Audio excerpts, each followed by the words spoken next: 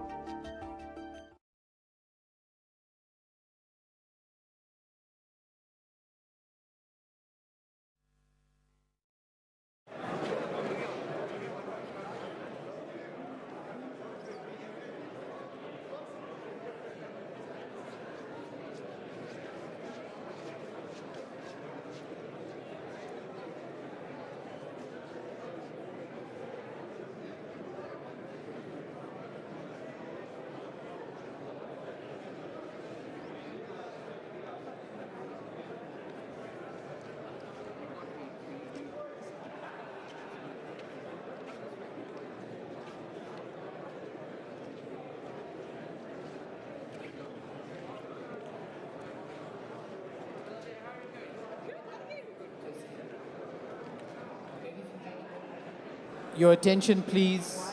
Ladies and gentlemen, your attention, please.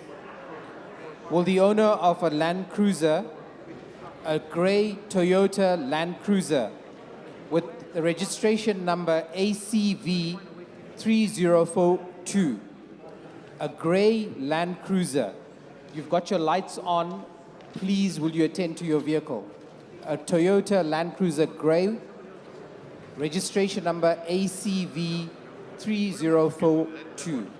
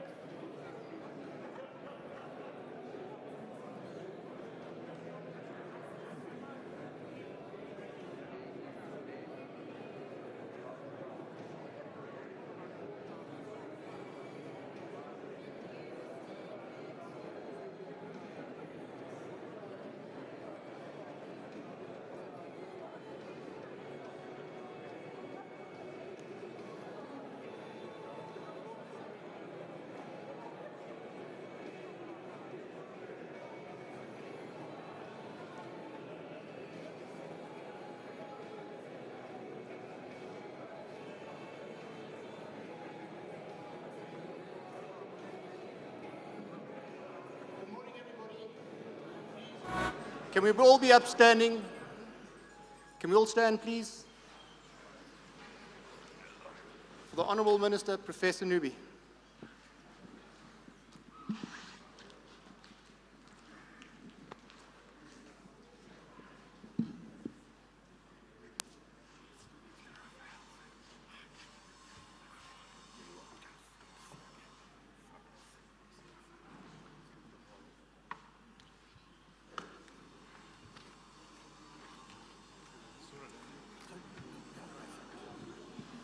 Thank you, ladies and gentlemen. You may sit down.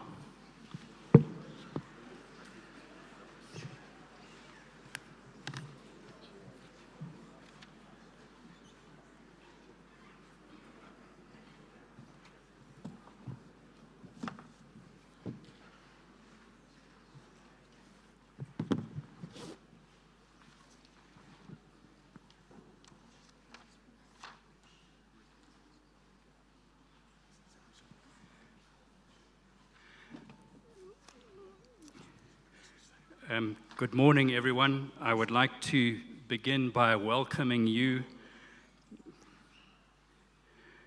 on behalf of CFU, SACFA, Valcon, and the Compensation Steering Committee.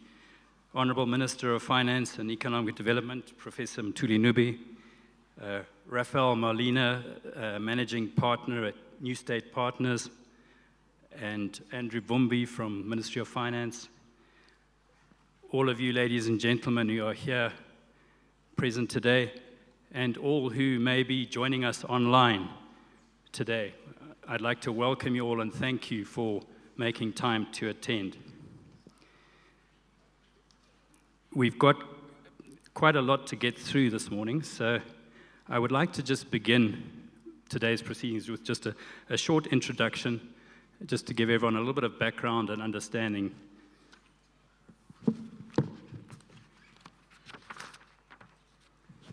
Firstly, I would like to just let everyone know that this meeting is being recorded. It's being screened live, streamed live, I suppose is the right terminology in this day and age. And it is being recorded. So just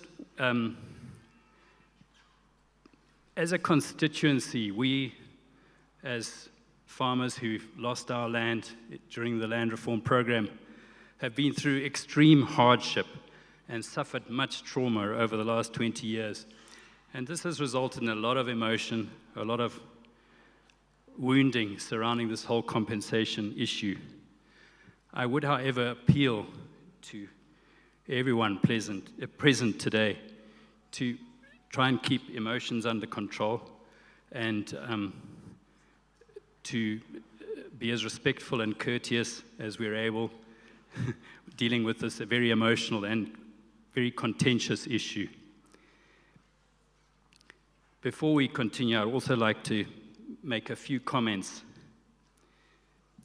As we said in the invitation letter that was sent out, the $1.75 billion US initial payment that was due to be made into our accounts, the bank accounts of our choice, wherever we want it, has not been raised.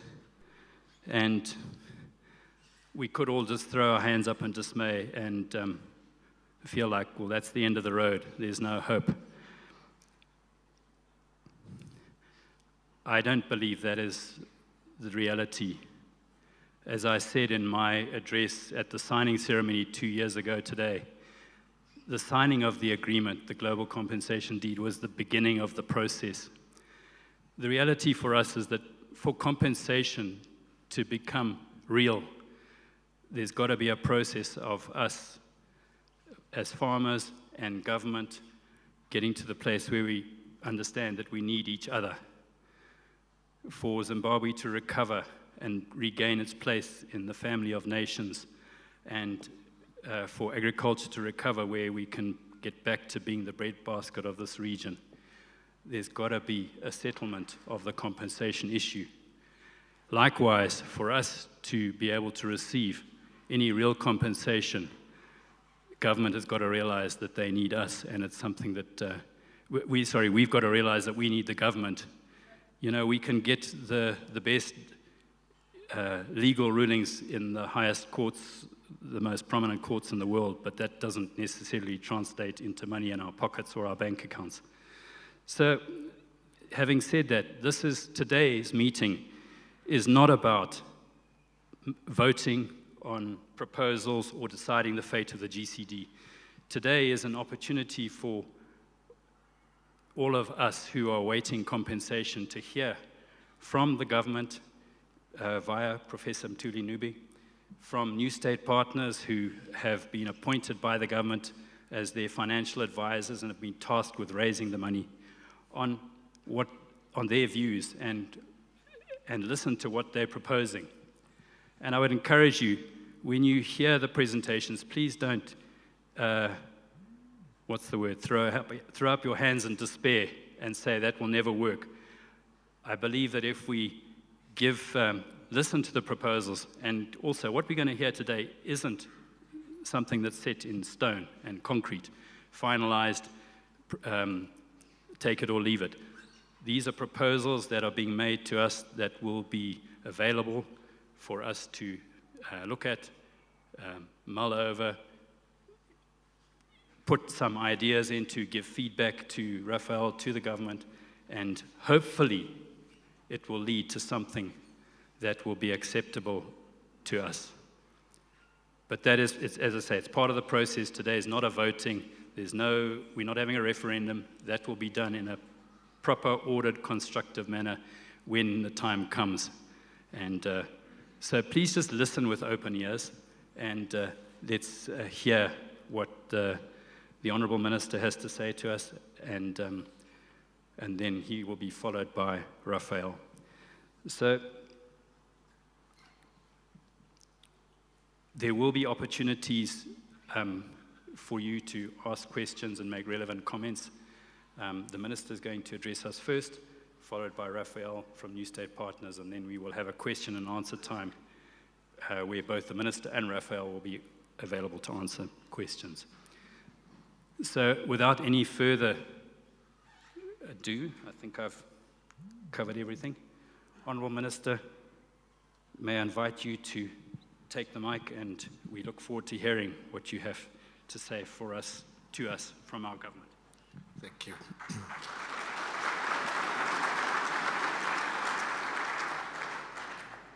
Thank you very much, Andy. I recognize everybody up here, Andy, Charles, Harry, Raphael, and also I've got some of my staff from Treasury, Andrew Vumbe, and Yoni up here, and there are others sitting amongst you. Colleagues, I must say good morning. Thank you for coming over to have a conversation this morning, but also for us to engage further on this issue. I only have a few words, colleagues, but I'll be here to answer questions and so forth and queries once Raphael is also presented. I just want to say that on behalf of the government, I really want to say to you that we are committed. I want to affirm the government's commitment to settling its obligations of $3.5 billion as per agreement. We also believe as a government that the GCA agreement gives us an opportunity to engage. We also believe that only ourselves, which is yourselves and ourselves, when I say ourselves, I mean as Zimbabweans, can sort out this issue. We have to work together. The GCA has given us an opportunity to work together. Yes, we have been unable to raise the funding up to now, but we have a proposal that we think is viable, that shows our commitment to settling this matter. We've tried, we've made a few steps.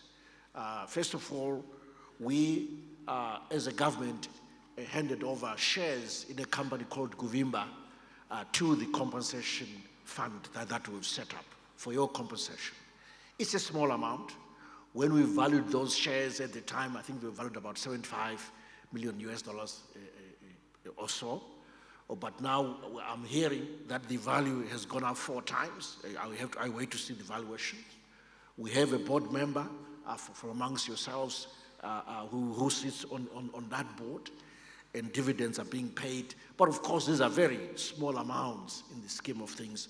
But it shows government's commitment to at least to implement some kind of debt to equity swap in the form of those Kuvimba shares. In trying to raise the 1.75 billion globally, which is the 50% required up to now, in terms of the agreement, things have not been easy. In terms of the global environment, we have arrears, we have the Zidera Act upon us. It's not easy to raise money out there. Hence this new proposal that we've come up with. For those who also perhaps are impacted by the quality of the 99-year lease arrangements or are waiting for offer letters, we are making steady progress in issuing out offer letters through the Ministry of Agriculture. On the 99-year lease agreement, that one, I'm personally involved in it. And we are making steady progress. We think by year end, we'll be able to produce a bankable document, valorizable, that is also transferable, a proper 99-year lease that will enable banks to be able to lend against it. And we begin to unlock the value that is locked away on our land asset. So really, I just wanted to say those few words to affirm government's commitment, to affirm the president's commitment. I spoke to him last night. That message. Let me, maybe end here for now and hand over to Raphael through the moderator. I thank you. Thank you, Honourable Minister. Thank you. Raphael Molina is, as I said, managing partner at Newstate Partners based in the UK, and they are the financial advisors to the government on the compensation process. Over to you, Raphael. So, thank you, Andrew. I'm going to stand up. I think it's probably best so I can move around. I'm going to talk about a little bit of how we are going to sort of solve this problem, or at least I have some ideas that I'd like to share with you. But before I do that, I guess I'd like to explain who I am and why I'm here. I guess most of you must be wondering what exactly is my role in this situation. So a little bit about me first, and about Newstate Partners, and why we exist. Personally, even though I am not from Zimbabwe or from Africa, and therefore I am sort of an outsider to the situation, I thought the reason why we were invited to come is to provide at least some objectivity into the situation. But I am from an emerging economy. I am Colombian by nationality. I grew up there, and I had the opportunity when I was 19 years old to travel to the United States to get educated. And then I got my master's degrees in economics, and then I was able to go to London about 24 years ago and started working this business, if I can call it that. What is Newstate Partners? We are a firm that specializes working with governments mostly in frontier economies and emerging economies that are dealing with crisis. So the team itself has been working for over 40 years. The firm, we set up Newstate Partners independently in 2009. We used to be part of UBS, which is a global bank. And it was actually bought a merchant bank in 1999, I think it was. But the bank was created back in 1945 to implement what's called the Marshall Plan for the reconstruction of Europe. And that's where the history comes. And we became independent because after the Big Bang in the United Kingdom, most of the banks were just focusing only on transactions. And what we wanted to do is to provide advisory work, independent advisory work to governments. And we've continued to do that. We're working with governments for the last 40, 50 years. I've been working for this for 24 years. We've advised countries like Russia, Pakistan, Indonesia, Peru, Ecuador. I can go on for many times. So there's a lot of precedents that we can use in our experience in order to be able to leverage that here in the case of Zimbabwe. So today's presentation, what I want to do is cover 5 things. One is what is the objective of this meeting? As I see it, and I'd like to convey it to you, let's discuss a little bit about how we, can you hear me? We can hear you, but just keep the mic a little bit further away from your mouth. A little bit farther away, okay. Talked a little bit about the background and how we got here, how we are framing a solution that we're going to present to you, how that solution is going to be structured, what we call the financial terms, as well as the legal provisions to provide you with some guarantee and assurances that it can be fulfilled. Discuss a little bit of next steps. This is something that we all have to be aware of what takes place and what comes next. And then finally, I'll open it up for questions and answers. I am not going to rush. If I'm speaking too fast, if for some reason you feel that I am saying something that you don't understand, you can stop me. I am going to give you all of my time, so you can just let me know if you need me to slow down, elaborate on something else, or to basically just step back, yeah?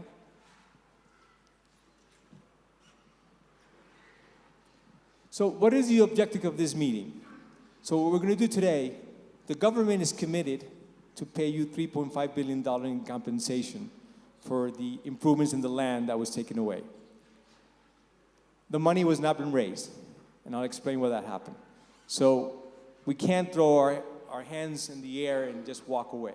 We have to come up with another solution. And that's what we're going to discuss today.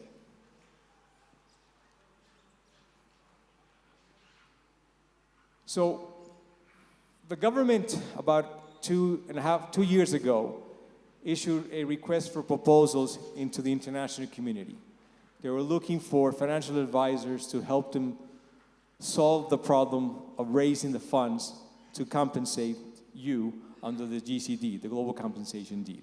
So and we were selected in May of last year. So in May of 2021, the government gave me an assignment and a mandate. I put together a team and we went out to fulfill that mandate.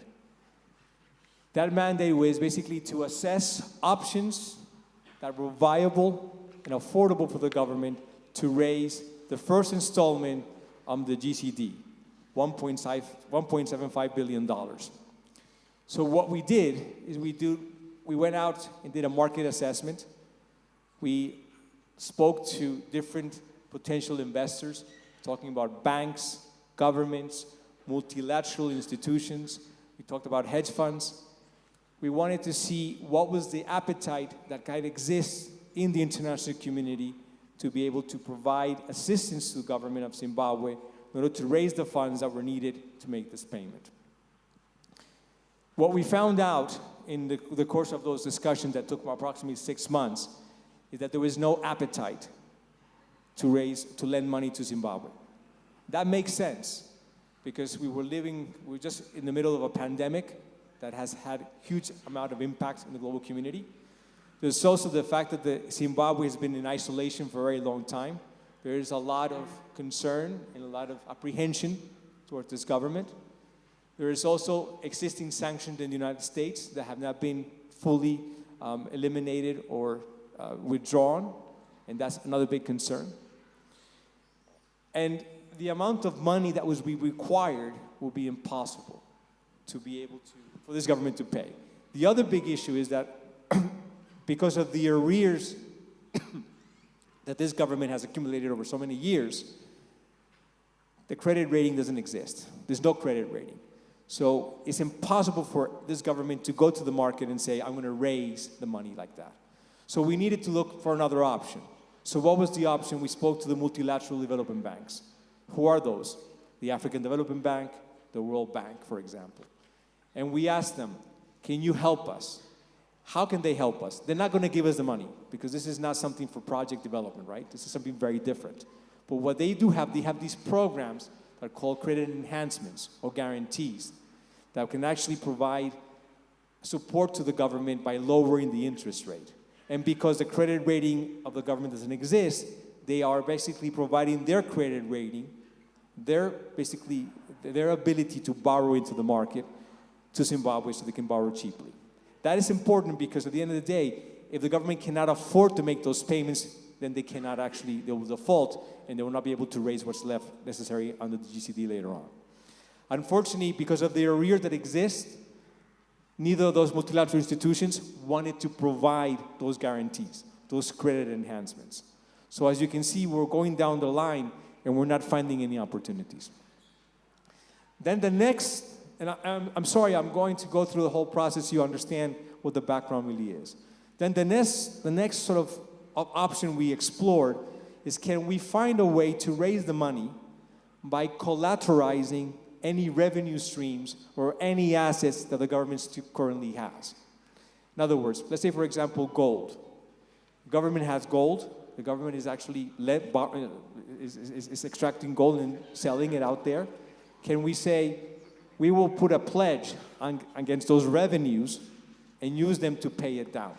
So we borrow the money today, and we use those revenues to pay it out.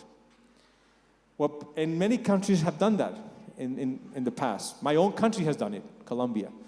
Ghana is just doing it now, and they've been successful at doing it. But it's very expensive. There is small appetite for that transaction, for example, but it is very complicated and it takes a very long time. Just to give you an example, it can take up to 2 years to prepare the legal documentation to get it done. But that was not the biggest problem. The biggest problem was the amount of interest rate that those investors were required to receive by doing that. We're talking about interest rates of upward of 20%. This is a time when the US government, for example, what we call the risk-free rate was like at 0%. Even though those revenues are being collateralized, they don't trust that they can be made on time. It would have been better to use that to pay you than to use that to borrow money in the international community. I hope you will agree with that. So, and then something else happened, unfortunately, was that the Russian government decided that it was going to invade Ukraine. And basically that's where we are at this point in the situation, that there's no more liquidity in the international capital markets. And what you're seeing right now is that inflation took to the roof, and every country in emerging markets for mature economies has been locked out of the market. Countries like, for example, Ghana cannot go to the market anymore. They just cannot borrow. A country like Honduras, for example, who is a middle-income country, is now borrowing 5-year money at 15%. There is just no more money in the market for anyone. And a country like Zimbabwe will have no option, no gleam of hope to be able to raise anything right now in this market. So that's where we are. And so we don't think that it is viable at this point in time to think that in the next year or 2 years, any money can be raised in the market at this point in time. There are other things that can happen. So what do we do? Well, the proposed solution is to look at what other countries have done in the past in similar situations. And one of those solutions is, the government of Zimbabwe owes you $3.5 billion. They've structured the deal to pay you in over 5 installments, with the first one due today, $1.75 billion. What we're proposing to do is the following: create an instrument that is going to monetize something for you and pay you an interest rate over a period of time, to allow the government to be able to, when it's resolved the global compensation deed, it will continue with its arrears clearance policy. In other words, engage with the international community, get rid of sanctions, restructure its external debt, and then we'll have much more ample capacity to make payments in the future. So the proposal is to issue you with a US dollar-denominated instrument for the full amount that is outstanding, $3.5 billion, that will pay you an interest rate. What will this accomplish? First, we're going to link it to US dollars to ensure that you don't have any currency risk. In other words, whatever happens in the future to this country, you are protected because the value of that money is in US dollars. Second, we are going to do something more flexible. it will be impossible to tell you that we can pay that money in 1, 2, 3, or 4 years. I will be standing here and lying to you, and that's not what I do. And I think the government, Minister Ncube and Mr. Vumbe, know that they cannot make that promise. So we're going to issue something very long-term. But with the commitment that as we progress, as the government progresses with its arrears clearance and the elimination of sanctions, they'll start to pay that down. And we'll put some provisions for that. We're going to try to create a structure that balances your financial needs with the government's ability to pay and the current circumstances that they actually face. I think it's important to understand that this structure will provide credibility and will start to rebuild credibility in this government, because we right now find ourselves like in a chicken and egg situation. If we don't settle the GCD, they cannot move forward. And they cannot be able to raise any money until they clear their arrears. And they cannot clear their arrears until they have the situation. So we're going to do it at the same time. That's the idea. And that's why this structure might work. And that's why we're suggesting this structure. And I think that if we get this sorted out, the government then can go with one card in their hands to say, we've done something that is very important, now we need you to help us. That's the international community coming forward. And there is a way, there is a systematic process to apply for this situation. Many countries have done it. Right now, Sudan is doing it, which is just re-engaging, as well as Somalia. And then Eritrea is the only country that is missing, so is Zimbabwe.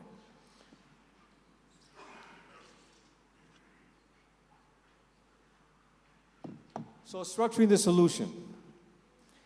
So the first thing I want to say is that we have to be very honest and very frank. If you're going to borrow, to go to a bank to borrow money, either to buy a car or to buy a house or to whatever you need, they'll look at your ability to pay. What is your income? What is your liabilities? And then they'll go ahead and charge you an interest rate, right? That's what we call your credit worthiness. We are not going to base this solution on the credit worthiness of this country, because if we do, they cannot pay you. So what we're saying is we're going to base it on their ability to pay. What can they actually pay you today? Keeping in mind that as the country's credit rating increases, in other words, its ability to raise funding and to make further payments increases, that will change for you as well. So we're going to base it on that. What can they pay today? Not what can they pay tomorrow, what they can pay today. So the bond that we're going to be issuing is structured on the basis of affordability today. The government is going to allocate an interest payment per year to you to service that debt. And that's going to be fixed for the next few years, and then you have to negotiate with the government the increase of that interest payment. We want to structure the bonds, even though they're going to be long-term, with the provisions that there's going to be commitment from the government to start to repay them earlier than maturity. Maturity is the time when they're actually due, but we're going to make sure that they start to pay much earlier than that. And we'll talk about those provisions in a moment. Then so finally, how are we going to do this? So there's going to be benefit for the government and benefit for the farmers. What is the benefit for you?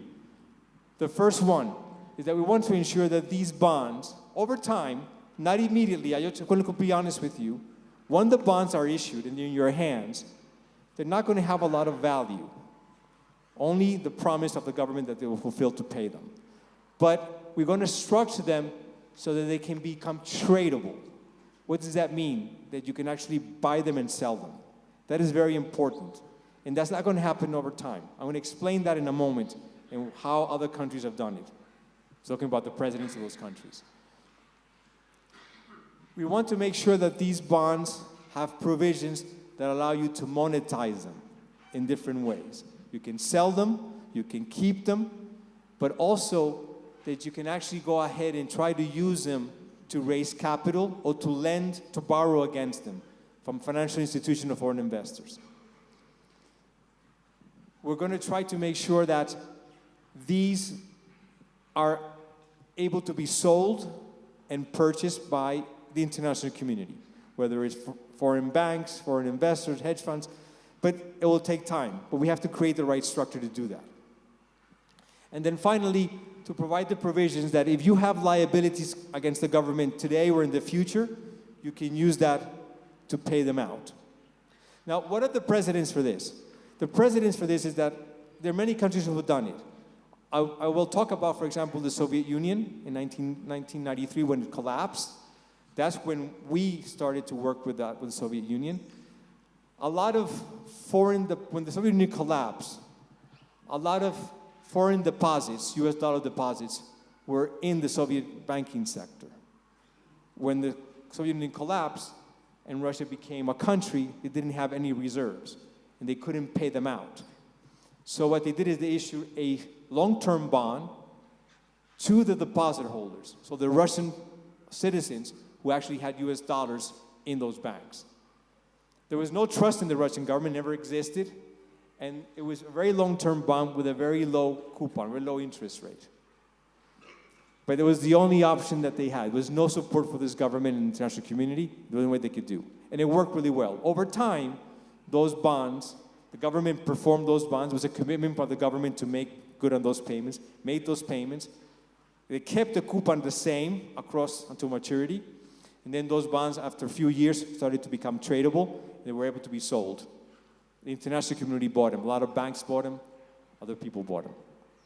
There's also the example of Indonesia in 1997, when the country, because of the Asia financial crisis, found itself owing a lot of money in the banks. The banks had borrowed internationally and lent domestically to constituencies in rupiah, which is the currency of the country, and the people couldn't pay it back. So the government then recapitalized the banks with these bonds, but they made a mistake. The banks didn't want to receive a very low coupon, very low interest rate. So they forced the government to pay a very high coupon, around 8%. The government couldn't afford it. So they had to go back to the drawing board and restructure everything again. It just created more problems. So they created these bonds that were called staple bonds, which were one bond with a very small nominal sort of amount with a higher coupon, higher interest rate, and then another bond with very high nominal and a very low coupon. And then sorted out. Indonesia today is another success story. You've seen they have not been subject to any of the situations that we're facing right now in the international community. So there are precedents and they work.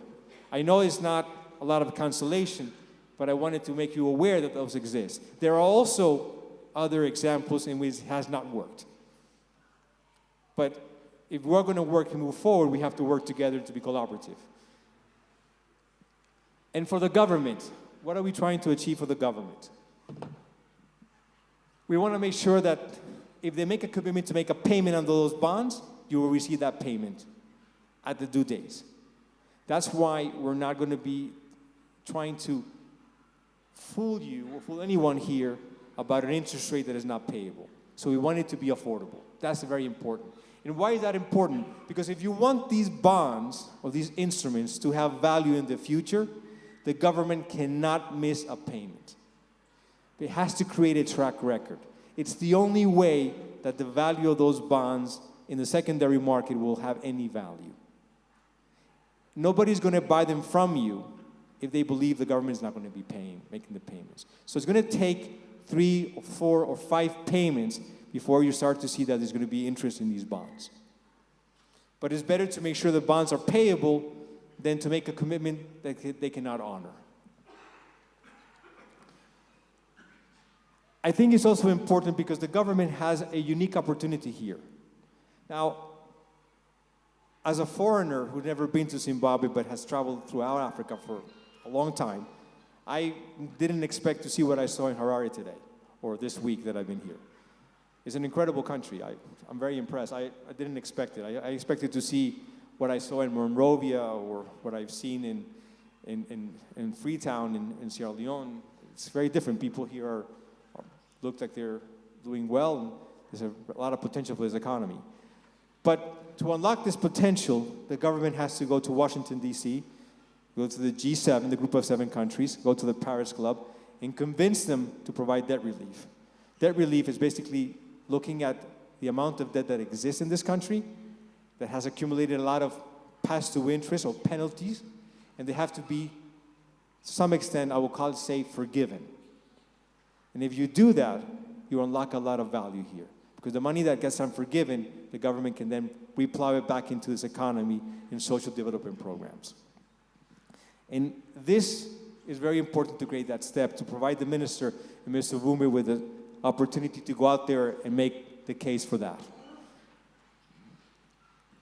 Is everybody all right with what I said so far? Am I going too fast? I do apologize if I'm doing it. I do not know what you don't know, so that's why I'm doing it this way.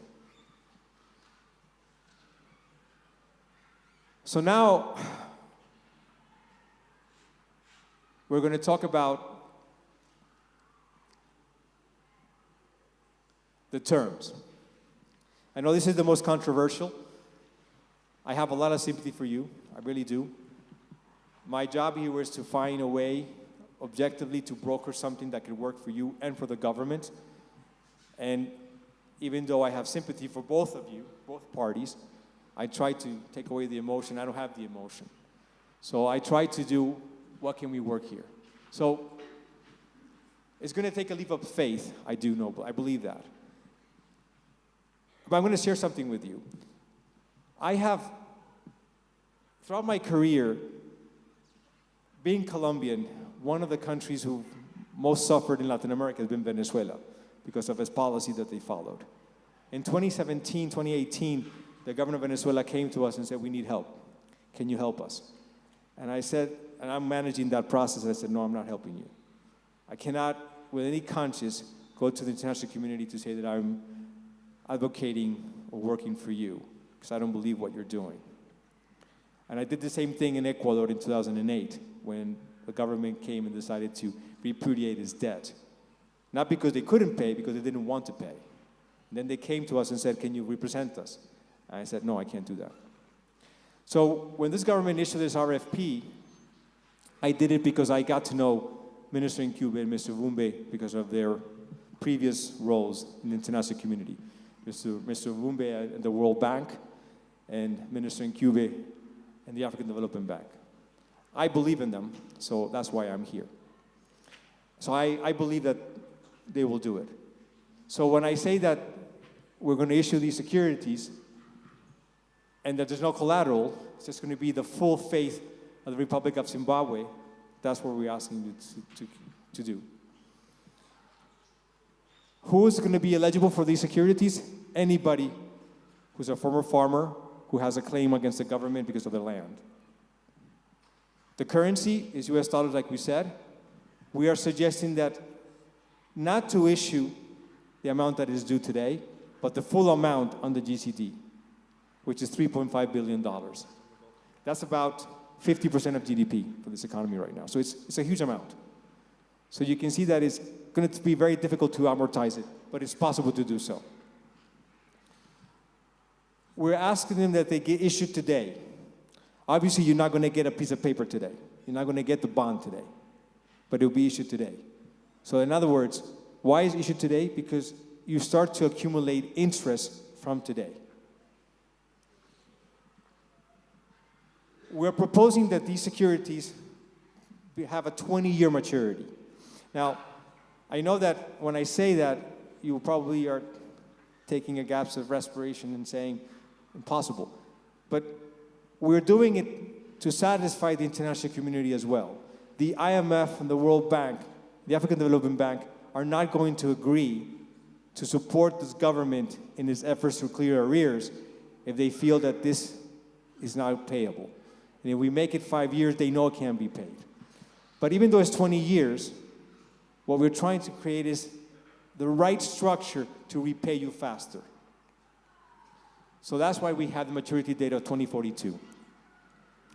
Now, the interest payment. We have a lot of discussions about this. What the government has said they can pay is $35 million a year. That's what we are proposing to start with to begin with. $35 million a year, payable in 2 installments, every 6 months. The first payment due on the 31st of January of 2023, and interest will go. So basically it's half of $35 million, $17.5 million accumulated to everybody who's the owner of those securities. Now I know that is a low interest rate, so what we're proposing is that in 5 years' time, there's another meeting of your steering committee with the government, and the interest rate is increased depending on what they're able to afford. Now, if everything goes well, and they can clear the arrears, get rid of the sanctions, and again, be able to re-engage with the international community, there will be money for them to be able to pay a higher interest rate. Now, to create you a little bit of certainty that the government is committed, and to ensure that you actually have the ability to sell it in the future, we're going to take those securities and we're going to list them in the international stock exchanges. That provides you with a little bit of sort of a guarantee and comfort that the government is going to perform. Because there's going to be a lot of commitments the government has to make to these exchanges to commit. They have to provide reporting, data, and they have to be transparent. That's the only way in which they can get it listed. And the 2 exchanges that we're listing is one here domestically, the Victoria Stock Exchange. That'll be very fast. And then over time, in the next few months, in the Johannesburg Stock Exchange. Those are the most important ones for you, because the people who are going to be buying the securities will be coming from Africa or investing in Africa through those exchanges.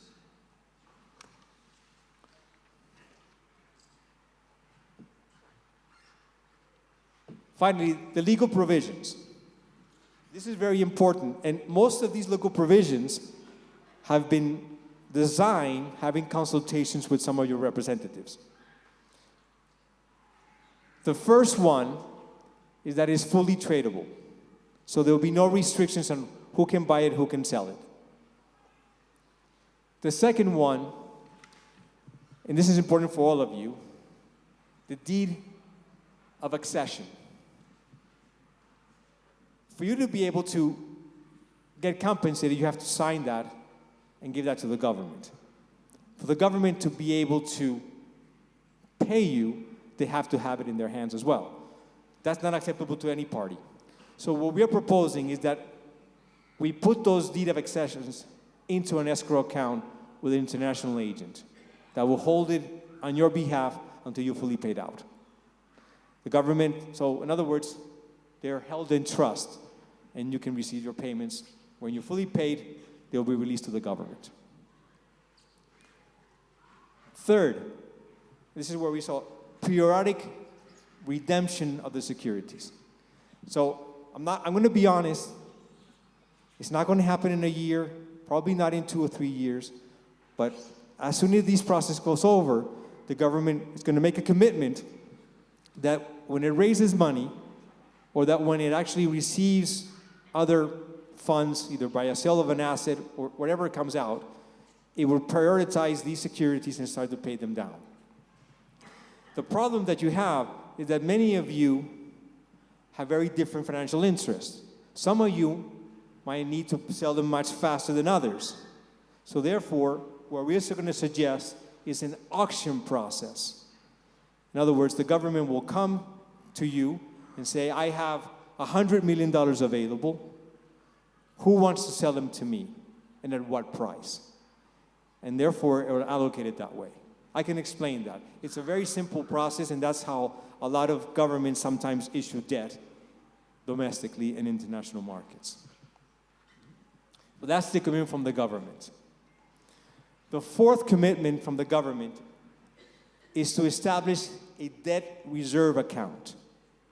In other words, we're going to try to find a revenue stream to make payments on the coupon or on the interest rate, as well as the future interest principal redemptions, And we'll go into that account, and hopefully you can see that account as it being built up, where the money will come from.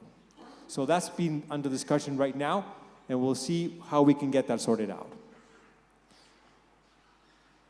The fifth one is what we call a provision for debt to asset swaps. So if the government decides to sell an asset in the future, any one of you can pledge the face value of your bonds to buy that asset.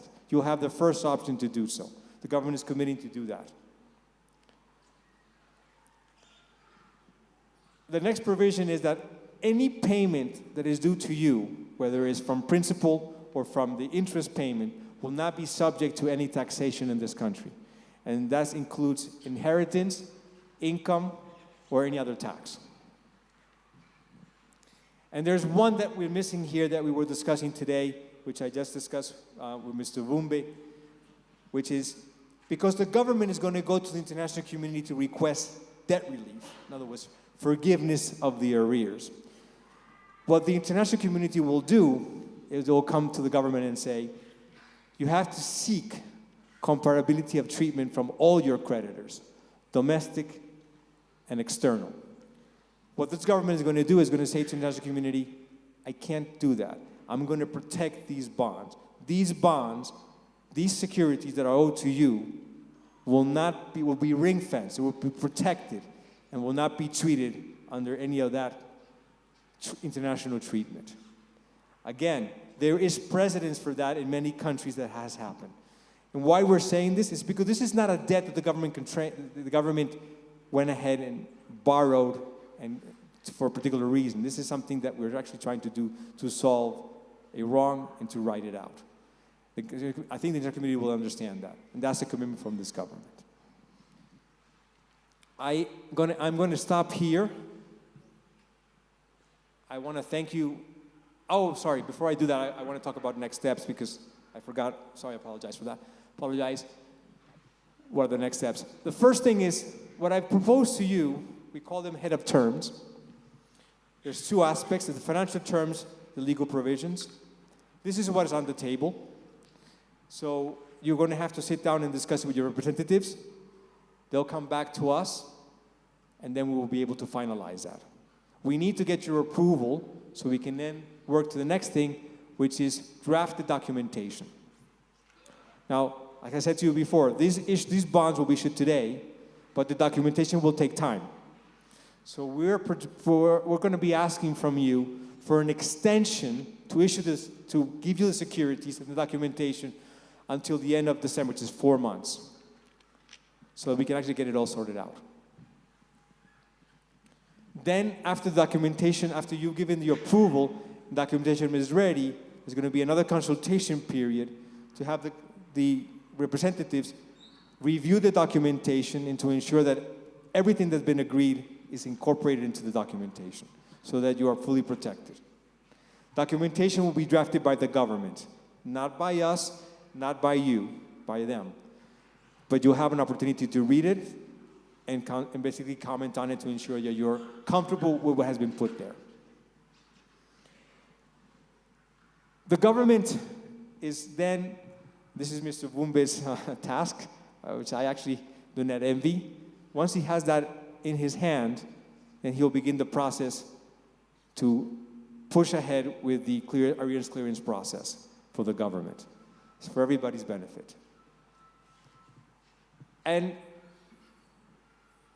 as this moves along, the government is also committed to looking for other options to see if they can raise more debt or more equity in order to be able to start paying you down. Those are the next steps. I will now stop here, and I am happy to answer any and all of your questions. Thank you very much for your attention, and thank you for coming.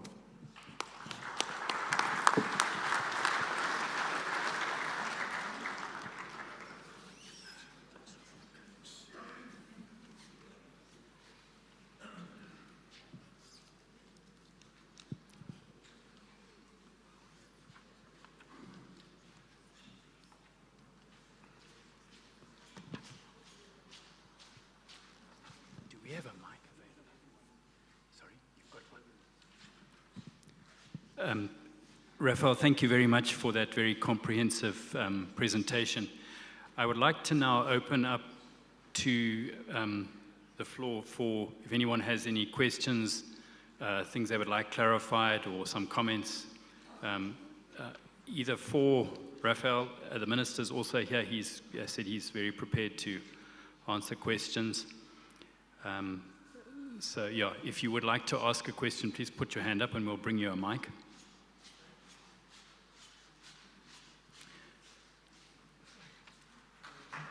John Taylor.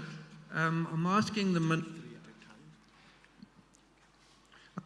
minister, 2 years ago. Sorry, can I just ask the sound team, is there any way you can improve the sound for us on this top desk? Hello? We are not hearing very much of what's being said over the mic.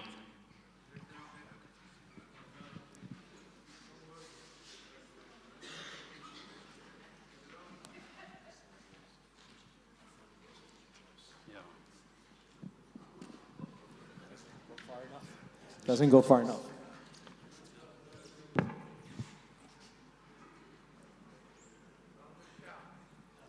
Raphael's coming here. I'm sure everyone else would like. Sorry, John, I'm sure everyone else would like to hear your question. Raphael's coming close so he can hear you. 2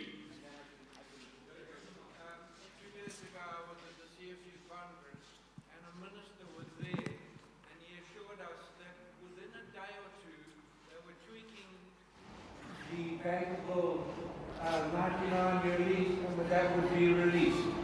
Now, 2 years later, we are told they still need another 4 months to tweak this 99-year lease to make it bankable. It makes the credibility of this whole exercise very unsecure.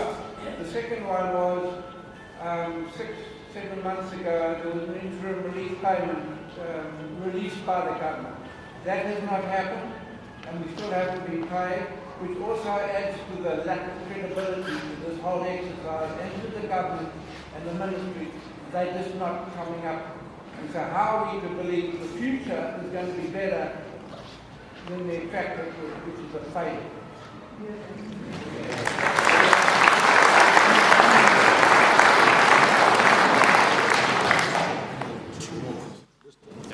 Can we do questions 3 at a time and then the minister will answer?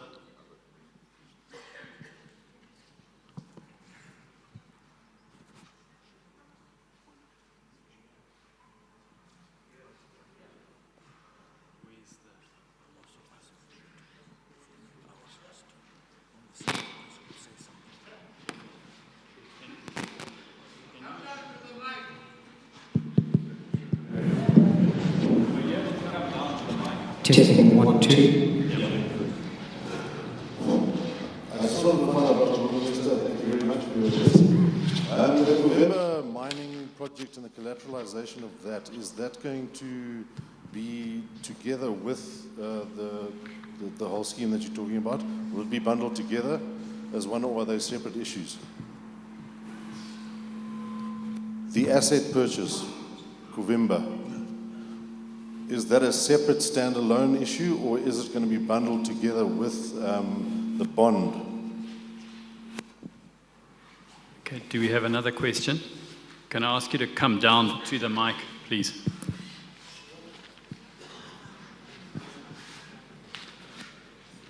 Sorry, Sam, is that mic now working?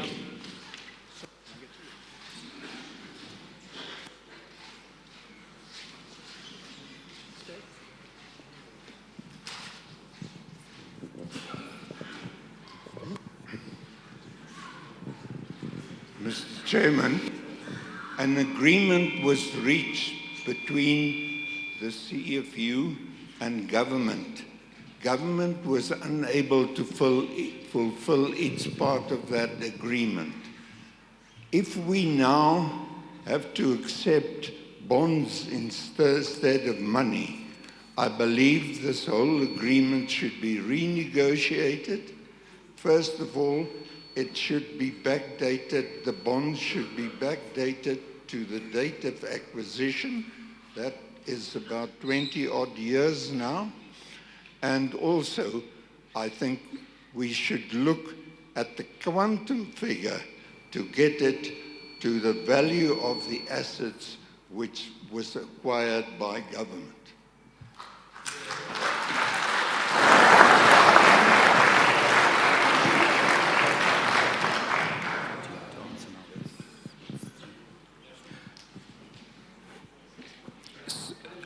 I'm bringing the mic around, but please, if you don't mind, when you speak, if you can keep the microphone facing this way. Can we give the Minister an opportunity to respond to the questions that have been asked before we take some more questions? Thank you, sir. Minister, over to you. Thank you very much. If I can deal with those two items, and then I'll ask Raphael and Vumbe to respond to some of the aspects from those questions. I must thank you for those questions. As I say, it is very important to have this engagement so that we can all perhaps move together as we try to solve this problem together, this challenge together. Let me start with the 99-year lease issue. This has taken a long time, absolutely, and I agree with you. When I joined government, I found some kind of 99-year lease. Clearly, this document has not been accepted by the financial institutions as credible collateral. Close out. Thank you, much better. It's not been accepted by financial institutions as credible collateral. But secondly, for the government itself, the government is involved in partially financing agriculture. And certainly we don't want to do that forever. We need the private sector institutions to step up and step in and take over the financing of agriculture as is the norm everywhere. So we as government want a bankable 99-year lease as much as we, as you, the farmers, want a bankable document as well. We also want one because we'll get some relief from that. So, but I think that we're making steady progress, as I said. It will require, though, that we amend various acts, and we're busy putting together a draft, let me call it an omnibus act that will amend various acts, including the Income Tax Act, CGT, and all of that stuff. We are working on that. But the draft document itself is ready. It just needs now the legal enforcement mechanism, and that's the bill that we're putting together. We should be able to take through Parliament between now and December. So we need it badly as a government, because we also need the private sector to finance agriculture. The farmers also need it badly, because then that's collateral security for whatever borrowings they need to make to do what they do best, which is farming. So I can assure you, we have an interest in seeing this process through. On the interim release payments, I'm aware that there have been delays in the government systems for payment. I'm aware of that. We've changed the system somewhat and asked and got AFC Bank or Agribank to be involved in the payment structure. The payments actually for the $1 billion that was outstanding, those payments are being released as of today. And we are committed as a government to continue making those interim payments for the vulnerable farmers. I'll ask Andrew Vumbe to add something to that. On Kuvimba mining, it was basically a debt equity swap. So what we will do basically is to perhaps, depending on the dividend, sustainable dividend going forward, is then to deduct whatever that dividend is from the amount, the full amount, the 3.5 billion that is owed. It's all part of the settlement payment structure for what we owe. Look, going forward, maybe we could decide to restructure that, but we'll do it together. Our view is that we'll do it together. In fact, what I would propose is we may need to create some kind of, let me call it a technical negotiation committee from your side to then engage with government to negotiate the full terms of this bond proposal that Raphael has presented, including the Kuvimba holdings, which is, those are your shares, they are your assets, frankly. Then on the or the government, perhaps we should reset the terms, go back to 20 years, make make sure that the compensation on the back of the full value. I mean, those are things to negotiate. But frankly, we would like to move forward. I think the spirit of moving forward, the spirit of making progress is what we are about. But look, we said we'll set up some, perhaps a technical negotiation committee. Those are some of the things to consider. But look, government resources are also limited. We are trying to make an effort here to honor this obligation and liability in a very good spirit to resolve this issue together. I'm sure we'll find a way or a compromise that will allow us to move forward. Vumbe, you want to say a few words? Oh, you got a microphone. Thank you, Honorable Minister. Good morning. Let me try and respond to and clarify two issues. The first one is on the interim relief payments.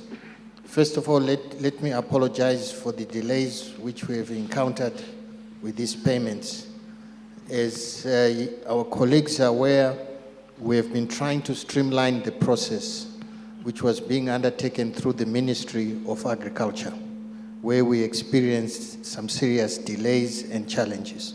So we agreed that these payments going forward should be made through a commercial bank, which is the AFC Commercial Bank. That process was approved, and now the issue we are tackling now is the list, and also in terms of the amounts and the banking statement, banking details for the beneficiaries. So as of yesterday, we have communication from the Minister of Agriculture confirming the list and giving AFC the go-ahead to make the payments. So the whole delay was coming from us trying to streamline the processes which were being delayed via the Ministry of Agriculture. It will now be a bank administered process through the AFC, and we hope that this process now will be very quick.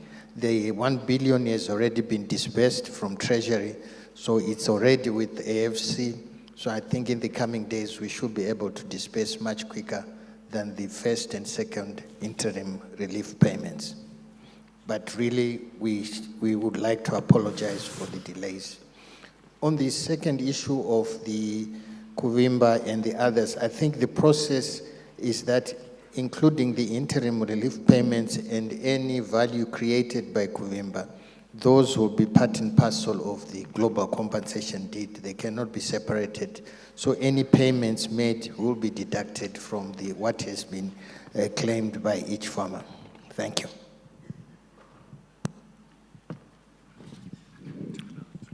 All right, thank you, Mr. Vumbi.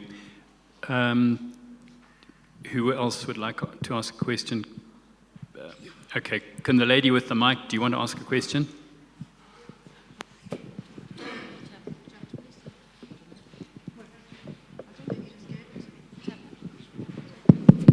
Okay, can you hear me? I just wanted to say, I don't know if Raphael was quite shocked when he came into the hall to see how old everybody is, and that you're giving us long distance stuff that we would never be able to sort out ourselves. And if the government doesn't meet the commitments, are we individually having to fight the government again? Or is this going to be fought by your company or whoever if they don't meet their commitments? But we all, way past 20 years, we'll probably all be dead in this hall here. So surely there can be a better and a shorter space of time where this can be sorted out.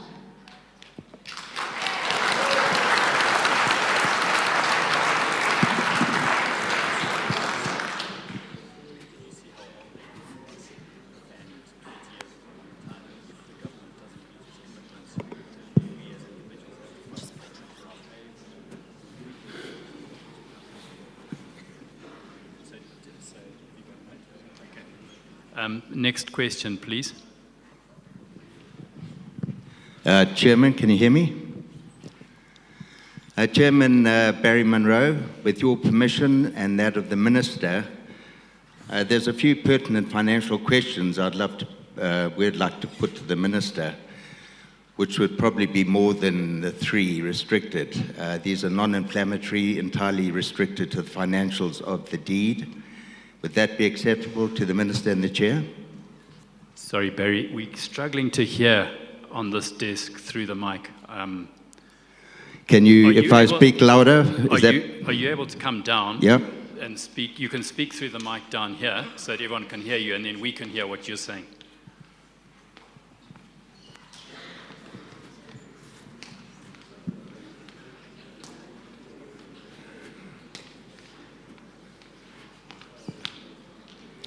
Is that better? All right. Certainly. Is that not working? Minister? You can't hear. Can everyone hear, obviously? How is that coming across? Chairman, Minister, with your permission, Chairman, you're restricted to 3 questions. With yours and the Minister's permission, we have a few fundamentals on the financials of the deed. Could I put this, with the Minister's permission, a few direct questions? They're right. Thank you, Minister. Is everyone hearing this? Minister, thank you very much, first of all, from all of us here for attending. We know you have a very busy schedule. And to please thank His Excellency, the President, for affording the time. Raphael, thank you for your time and your presentation. I didn't pick up most of it, I must tell you. A bit beyond us, but perhaps you have got a hard copy that with our people would be presented for. We need to give it to our lawyers and accountants. Minister, we haven't had a chance really to talk to anyone due to the restrictive conditions of the deed restricting our people in some way of feedback. Plus also we understand the sensitivity of negotiations, etc. But since the Convention Centre meeting, we haven't had much feedback. So we have some questions, sir, if that's all right to you. One of the foundation, in fact, the foundation, Minister, of this agreement, as far as we were informed, is that we will be paid US dollars externally. Is that correct? Yes. So we can, in public, agree this will happen. Thank you, Minister. Sorry, without bypassing Newstate, this is dealing with the issue at hand at the moment.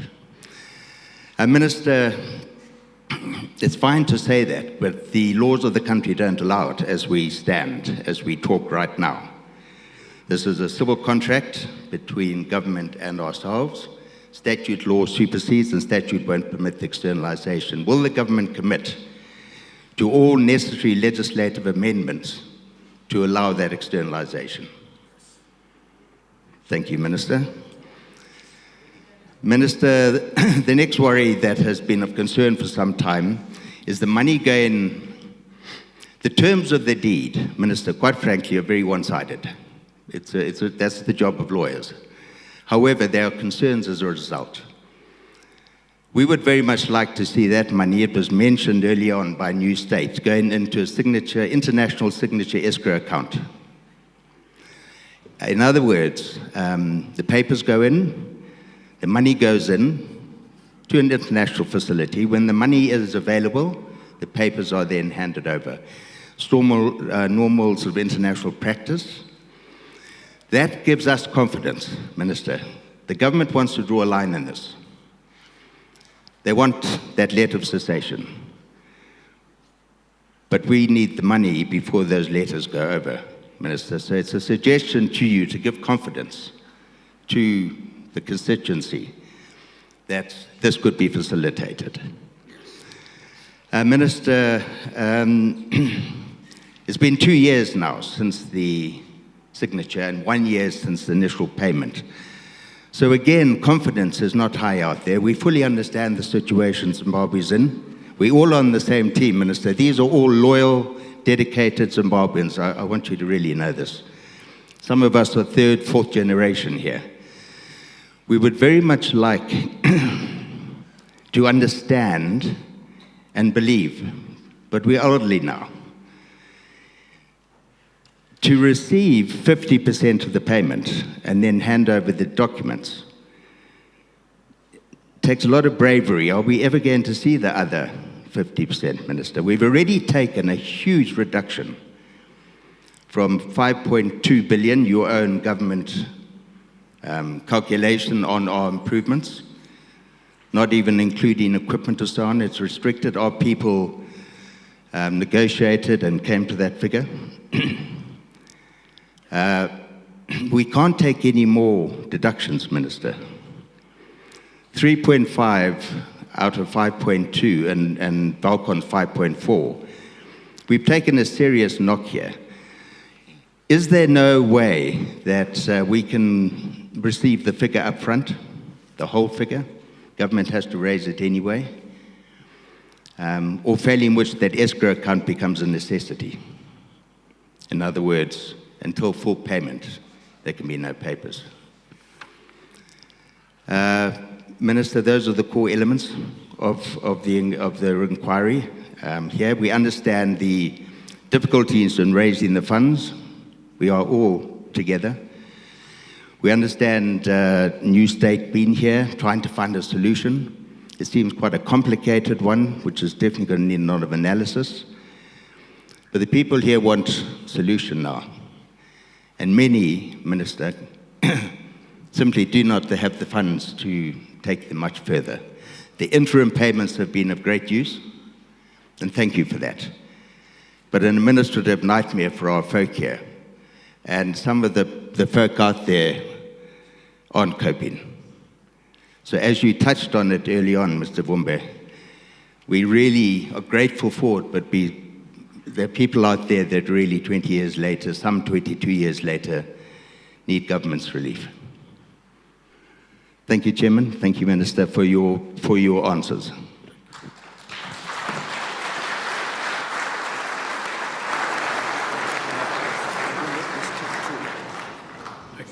Can we take 2 more questions before the Minister responds? Can we have a mic over here, please? 1, 2.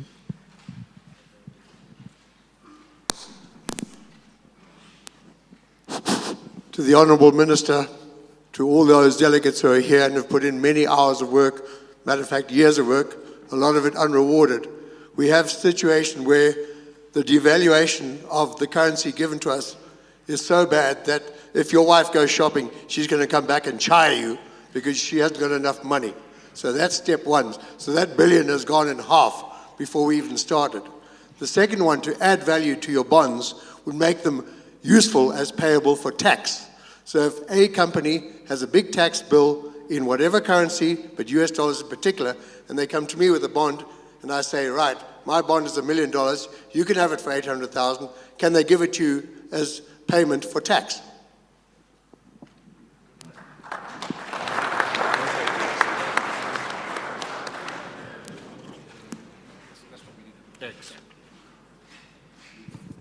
Can we have one more question?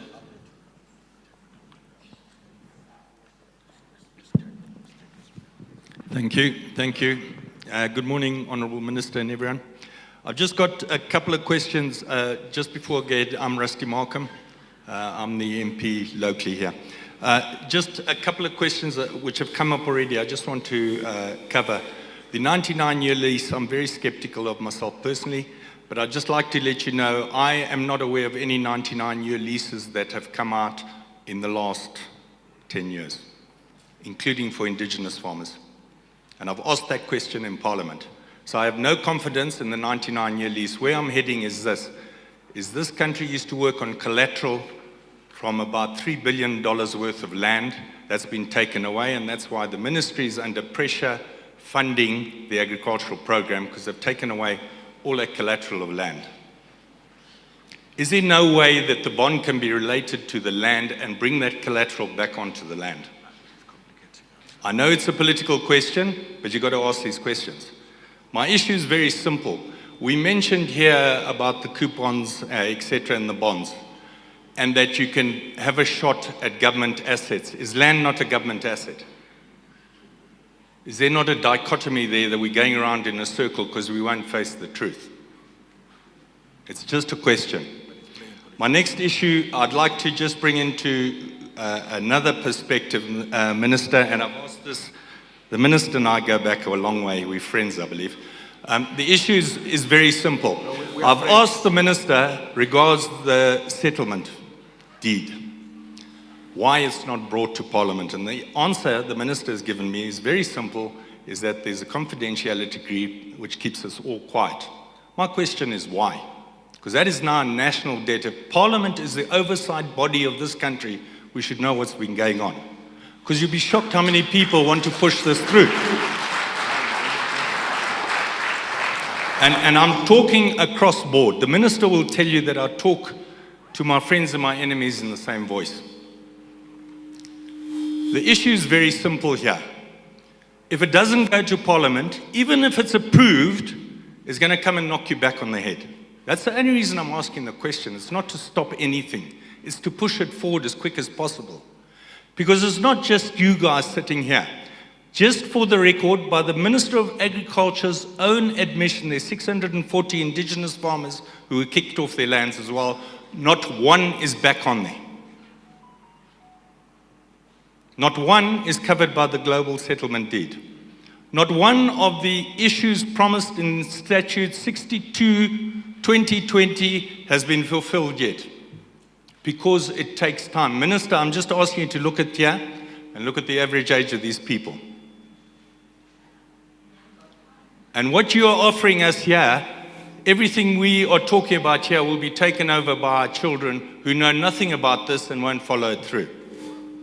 So what I'm asking, what can be done immediately, the interim payments are totally eroded to nothing but a piece of paper. So what I'm asking here is that the interim payments be given to something substantial that is livable in US dollars to stop the erosion of the currency. There are people here who can't afford it. And why I say that is I'm absolutely shocked that no one in this house has brought up the global settlement deed penalty clauses. There is no penalty. So it's like sitting at Kariba when the sun's going down and you've caught a squeaker and you're drinking beer. Are you going to take that squeaker off your line? That's where we are. So all I'm asking is fix the interim statement, fix the interim, the global settlement deed, so that the interim payments are substantial, and I say a livable, doesn't have to be as substantial as some people live at. But secondly, there must be a penalty clause going forward now, otherwise, I hate to tell you, I believe we're wasting our time. Thank you.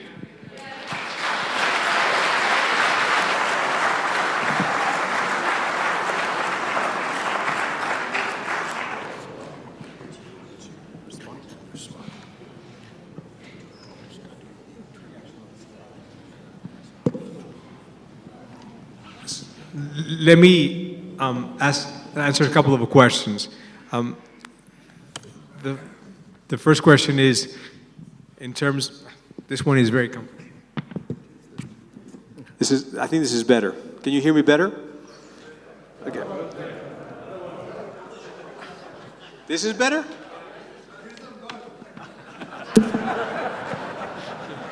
Okay, so let me address the question of the maturity of the bond.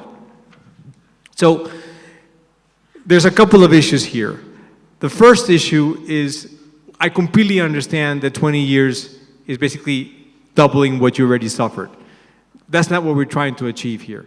What we're trying to achieve here is seek a balance, because it's optically, this government cannot offer something less than that, because the international community is not going to accept it. You need to have the international community support this government going forward. Otherwise, you're not going to be able to be paid. That's completely the truth. If there's no arrears clearance, if there's no re-engagement with the international community, then nobody can get paid. So that's why we set it up at that level. Now, second issue is that it's the worst case scenario, to be honest. What we're trying to do, we're not saying that you're going to be paid in 20 years. We need to set the stage so that there's flexibility. A bond like this offers that flexibility. And that's why in the legal provisions, we're setting out different situations where there's going to be interim payments as we go along. I cannot tell you today, I don't have the analytical framework, and neither does Mr. Vumbe at the moment, or the minister, to be able to give you a guarantee that you can get paid in 4 or 5 years. We can't give you that guarantee. The only guarantee is that we can pay you down as fast as possible. That's what we're trying to achieve.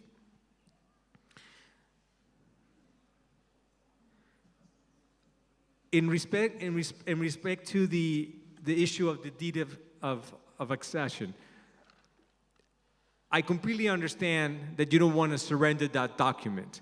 So the provision that we have here is that it goes to escrow account. So internationally, it's not going to stay in Zimbabwe, it's going to stay internationally, and it will not be released to this government until you're fully paid. That is the commitment that the minister is pledging to make. I also wanted to answer to your question, which I think this is exactly why this provides flexibility, sir. I don't know your name, but you raised a really good point. That's the idea. To provide that these instruments are fully, completely tradable. So if you find another company, another sort of situation in which it owes money to the government, you can then go sell it to him at whatever price you can agree. So if he wants to buy it from you at face value is the amount that you are owed, then he can pledge that to make the payment to the government. There's going to have to be a discussion between that person and the government to ensure that that amount is fully sort of agreed and so forth, but you can sell that and they can pledge that. And then the other, one more issue, Minister, that I wrote here, which, yeah, that's what I was saying to him, yeah. So it can be payment of tax, it can be other payments as well, royalties. So like a mining company who owes royalties to the government can probably do the same. And then there was another question in respect to the accounts. So as you saw, we have legal provision. At the moment, and this is something that the minister, was discussing, if you want to get paid outside of Zimbabwe into a bank in Johannesburg or in South Africa, that is a pledge that we're making in the legal provisions. So whoever owns the bond will receive the money at the account of his choosing. If it wants it domestically, he'll get paid here. If it wants it in South Africa, it gets paid there. Thank you, Raphael. I'll continue. Just going back to Munro's comments and questions, that he wanted a copy of these slides. We'll make sure that they're distributed. I was nodding profusely to say we'll do exactly that. And then, yeah, payments externally, that's perfectly in order. Deed of accession in escrow, fully in order. And then the issue perhaps around going back to maybe to the 5.2 billion amount and so forth. I can tell that he's negotiating, but that's okay. We did say that we also put together a committee to really iron out the terms of this bond and so forth. But really our offer is on the back of the 5.3 billion that is in the global compensation deed. Now on the, right, let's get this closer. On the issue of the devaluation of the currency and so forth, we note this, and I think if I can jump on to Honorable Markham's contribution that perhaps all or some of these interim payments should be made in US dollars, though those are proposals, and we're listening to a proposal on the table. We will mull over it and see if it's something that we could work on. Then on the 99-year lease issue that Markham is expressing skepticism over, I think I'd like to advise my honorable colleague from Parliament, and I would say clubbable honorable colleague from Parliament, that he should be more optimistic and not be pessimistic and skeptical.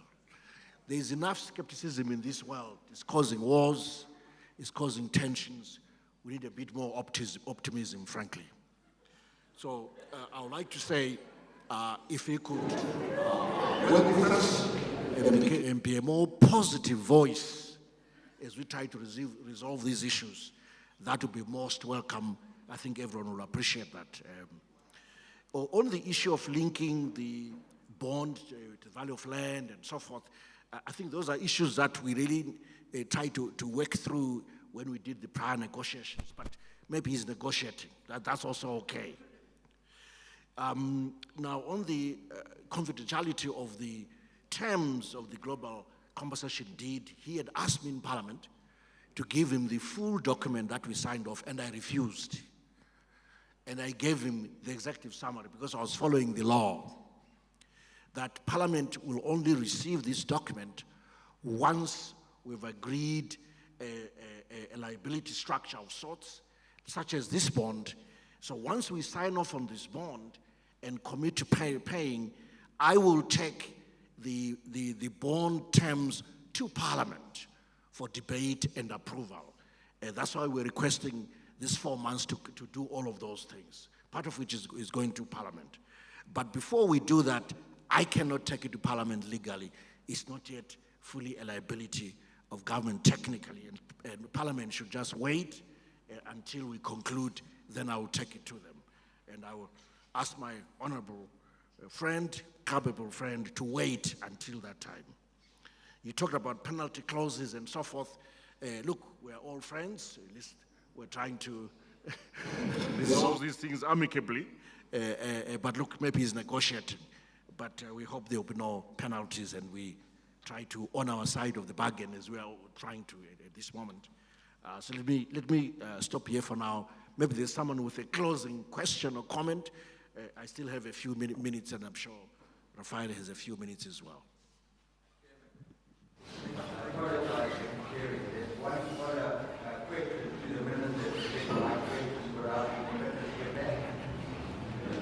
Yeah, can you shout from there, Larry? I think we can hear. Minister, thank you for that response. Thank you. Can you hear me, Andrew? Minister?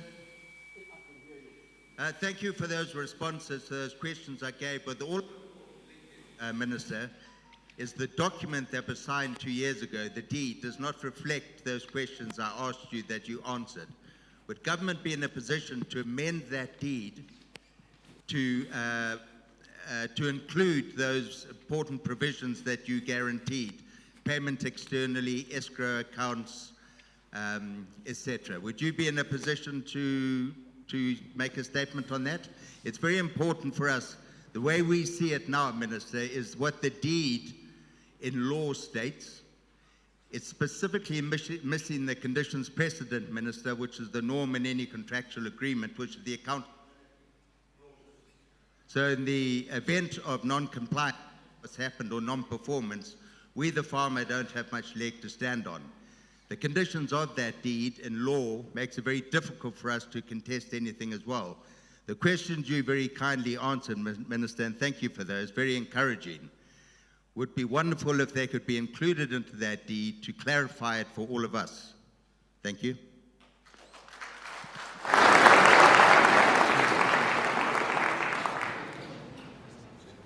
Okay, I was trying to give Raphael the option to speak, but he deferred to that. Yes, the provisions that we've answered on the affirmative one will be in the bond documents, because those are really conditions for the issuance of the bond, creating a reserve account, making sure that the payments are not taxable. There is no capital gains tax. There is no inheritance tax. You can be paid in an account of your choice anywhere in the world. Those will be included in the bond documents as part of the conditions. Otherwise, if we don't do that, then you shouldn't sign. Really, yeah.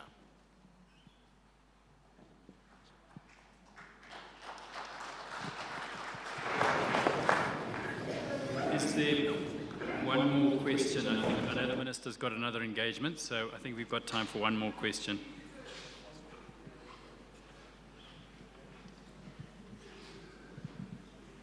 Thank you very much, sir, for coming and seeing us today. I just want one question on this last statement you've made. Are you saying that the deed that was signed ago is going to fall away when the bonds come into place?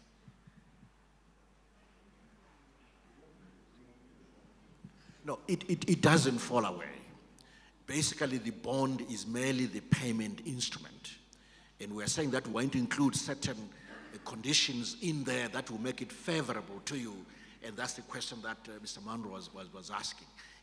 We signed that deed, it's still in place, but now we're talking about the payment instrument to give effect to it and start paying on that. Okay, thank you. Okay, we got a request for one more question. Yes. Minister, thank you very much. I cannot believe that $35 million is all the government can afford from this multi-billion-dollar US dollar economy.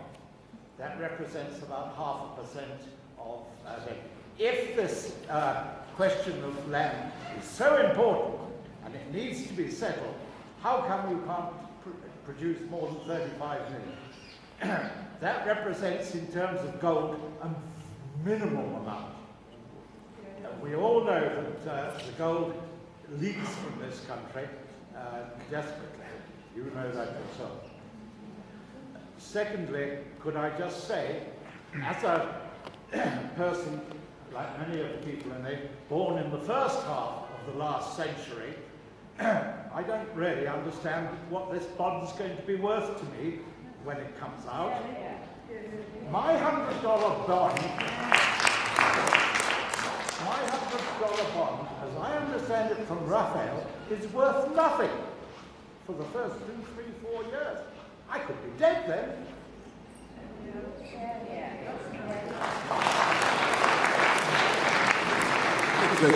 Thank you very much. Two very clear questions. Well, you know, government finances are severely strained. As you know, Zimbabwe is unable to access resources easily from abroad in terms of credit lines, in terms of borrowings, because of our arrears and because of Zidera. And a lot of these arrears in Zidera, it arises from the land restitution issue. It goes back to that time. So it is constraining our ability to raise resources, and that's what Raphael was explaining in the first place. So we're unable to really offer a lot more than we are offering, but the effort is being made. You refer to the resources, the gold, and so forth. You know what? Once you give someone an EPO, exclusive prospecting order, and they start mining and so forth, and they invest their money, that is their gold. If we want that gold as government, we have to buy it from them, which in fact is the case right now, that Fidelity, a gold refinery, has to buy the gold from the miners and then pay them and then sell it and then recoup whatever it is paid. So that gold belongs to private investors. I've heard the same question being made, being raised regarding our export receipts. Oh, government, received exports of $10 billion US dollars. How come we have no money? It belongs to the exporters. That money doesn't belong to the government. So actually, if you look at the government coffers, those are fairly limited, and those resources, in fact, belongs to the private sector. But it is our hope that by also, settling the farmer debt and some of our debts, then we'll open up ourselves to further support from outside, rejoin the global capital markets, rejoin the global financial system, and become a normal country in terms of financial flows. Then we can maybe even step up the payments as we go forward, as the situation improves. But please be optimistic. It's a start. I think that will improve as we go forward. I wonder, sir, if I could just address a couple of those, because those are very good points. I really think that everybody here has a right to hear why this bond was structured this way. So it's not just a regular IOU from this government. because otherwise it didn't make any sense. There's a lot of legal provisions in there that is trying to protect your financial interests. At the end of the day, what we're trying to do is to create a solid structure that allow the government to improve, to move forward, and you to receive payment much faster than the 20 years. So the two issues that you raised, the coupon. I do not know, I cannot guarantee, but Mr. Vumbe and Minister have consulted with the Ministry of Finance, with all the staff, and we try to see what can be paid. Right now, what they can commit is $35 million, which I think is a stretch, but they're going to try to make that commitment. But you're absolutely right. If the capacity improves, and that comes with the elimination of the sanctions, as well as elimination of the arrears, then perhaps that coupon can be increased. So we're putting a structure there into the bonds that would allow, we call it a step-up coupon, so that basically at one point, it'll go back up. So as the government's ability to pay, that number will increase. But today, we have to be honest, and I think you should be honest as well with yourselves. If you push for a number, a payment that they cannot make, and if default, it goes to the second issue. What is the value of that bond? The value of that bond is going to be anchored on many different factors. One of them is a track record of payment. If this government defaults one time, it goes back to zero. It's the whole idea of reputation. Somebody's reputation is created over many, many years. But with one mistake, it disappears and is never recuperated. And we want to avoid that. So we need the coupon to be affordable. Because if the government can create a track record, then that value increases over time. That's exactly what happened in the Soviet Union and Russia. The bonds were worth, of course there will be value in this bond. There will be somebody who wants to buy it from you. But they're not going to buy it to you at 100 cents on the dollar. They're not going to buy it for the face value. Not today. But over time, that amount will increase. But because we're not trying to solve for the intrinsic value of the bond, but for the availability of the bond, we have to give it time. But I want to say that there are precedents that it worked really well, like in the case of Russia. Of course, you can tell me that there are other precedents that it didn't work. It didn't work. But we need to have the leap of faith so we can work together to get there. But the government cannot be able to move ahead if they don't solve this issue, because the international community is not going to help, unfortunately. Raphael, thank you very much. Ladies and gentlemen, the minister has to leave. He's got another engagement. So Raphael will be staying with us, but I would like to just take this opportunity just to thank you, Honourable Minister, for your time, for coming and being with us, and sharing what you've shared with us. And we look forward to working together with you and Newstate partners, and hopefully we can come up with something as we go forward through this process that will be acceptable and will work for us as farmers. Thank you, sir. Thank you very much.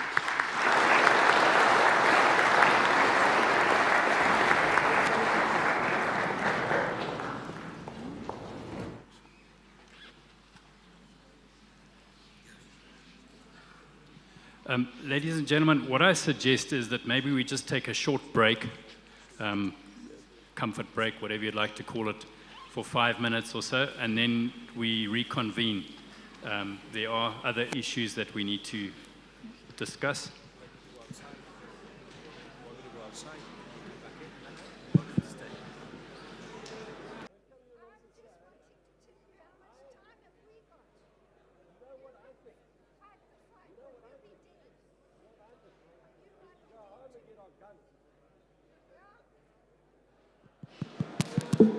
Ladies and gentlemen, please can you take your seats? We want to proceed with the meeting.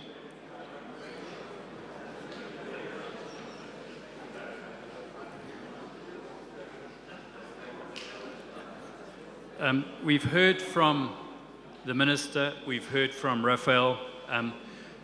I would like to ask Charlie Tefts just to give a little bit of the background and what we at CSC are thinking on the way forward here. And we are working together with Raphael. One of the things that's been very positive out of the last week, unfortunately it's only been the last week that we've actually been able to have face-to-face meetings with Raphael. And I think we as a team have been very impressed with his approach and his willingness to try and work with us to find something that could work for us going forward. But I'm just going to ask Charles just to say a few words now. Excellent, thanks, Andy. Yeah, this is not ideal, and we're in a situation where we are trying to bat our way out of a very, very difficult circumstance, and we're fully aware of the position that all of us here are facing. And I'm glad that Raphael, we asked him to stay because we wanted some private strong words that need to be emphasized here to try and put our position across. In 2010, as Vice President of the CFU, I was tasked under Dion Turon's presidency, I think Dion was here, I'm not sure if he's still here, to come up with a structure in which we could be compensated. And CFU, together with its team, led by Ben Gilpin at the time and Mark Kerry Wilson, we came up with a very well-balanced, in my view, compensation structure based around the issuance of bonds. This we took around the world, we canvassed it hard, it was well accepted, but it didn't get traction. And the reason it didn't get traction is because at the time, us and government were so far apart, we couldn't even see each other in a brightly lit room. We had no comms with government, zero. And every time we did it was hostile. What has happened now, 10 years down the road, is that government has come to us with a very similar proposal, with one fundamental difference. And that difference is that we are the bondholders. We need to structure this where the bondholders, the bonds are placed with a third-party bondholder.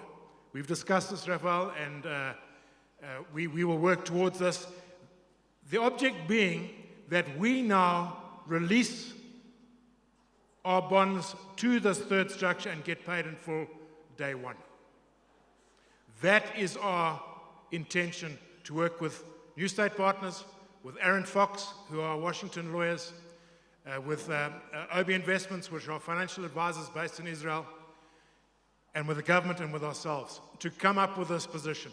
I fully hear what everyone's saying, Patrick's saying about the value of the bonds, year 1, 2, 3, who knows? I agree with that. The 20-year position, absolutely, I agree with it. The 1% return on your investment, absolutely, I agree with it. All these are issues, and they're major issues. But I think the structure needs to be put in place. Once the structure is put in place, in the absence of anything else, we can then now work together to fund that position so we get paid out.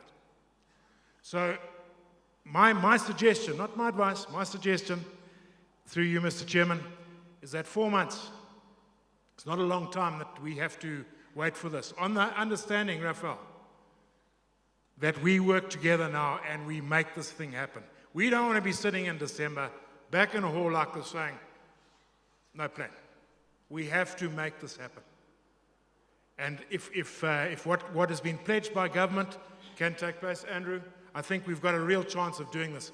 On the back of this, what you may or may not have mentioned, Raphael, is that the World Bank has seen this proposal of the full 3.5 billion and has actually accepted that it needs to happen. This was huge in our negotiations with them as a country in terms of debt realignment, debt restructuring, access to new finance. These are all things that have got to fall into place for country recovery and for us to be paid. The second advantage to government, it's not in government's interest to take a 20-year position on this. And we were very firm with the Minister 2 nights ago. As long as you leave the land in abeyance and the land off the balance sheet, this country will never recover, period. Never. It'll never recover. The land has to be levered, has to capacitate banks, has to drive the recovery of economy. And if you're going to hold it in abeyance for 20 years, you're holding the country back for 20 years. We have to put land back on the market. We have to put land back on the balance sheet. Everyone's in general agreement. apart from some politicians. And we have to drive this issue. And I'm glad that Rusty Malcolm brought this up. I'm in full agreement with what he's saying in terms of the land values and so on. Can I continue with the Zadira?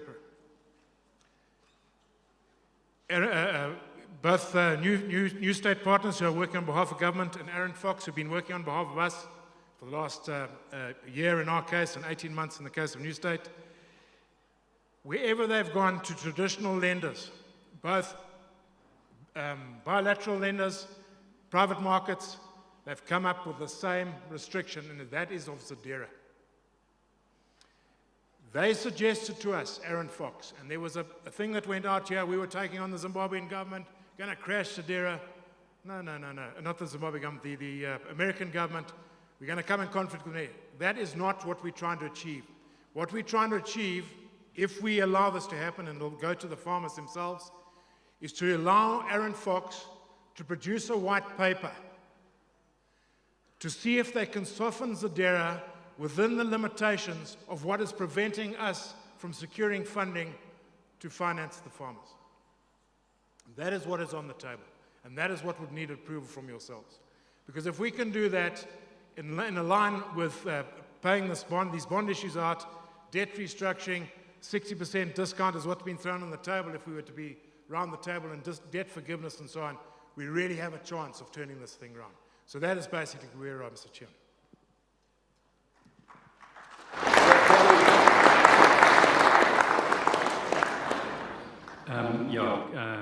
I'd like to ask if there's any questions for Charlie on what he said, but also Raphael is here if there's any more questions that you would like to ask Raphael. Do we have the mic?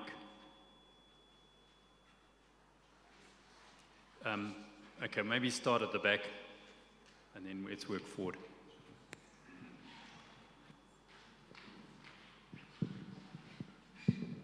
Thank you, Alistair Banks here. So at the last meeting at the Celebration Center, I found a lot of issues were all jumbled up into one vote that was thrust upon us to cast. I pray that each issue that we're talking about here is separated, highly described to us before we vote, and that you vote separately on those issues, because your track record is a little bit shaky on that front. With respect, though. Thank you. Let me just answer that, Alistair, quickly. We fully appreciate your concerns. I think the situation is very different now. Last time we were under pressure and there was various veiled threats made against us, and there were certain limitations, time constraints put on us. This time it's the shoes on the other foot. We are not the ones under pressure, it's the government that's under pressure. They're the ones that have not kept to their own commitments that were made or been able to keep to their own commitments that were made in the agreement that was signed. So it is our intention to make sure that all the issues are dealt with individually. I think even the Minister himself said today that this presentation that has been made will be made available to whoever would like it. Our intention is to make sure that at this stage everyone is given every opportunity they need to make sure they're fully informed. Raphael himself also said to us in one of the previous meetings that he strongly advised us, once we have got a working document that is ready for presentation to the farmers, that we take both local and international legal advice to make sure that we're happy with it before signing it. So, yeah, your concerns are appreciated and they will be addressed going forward. Trevor, can we have a mic down here for...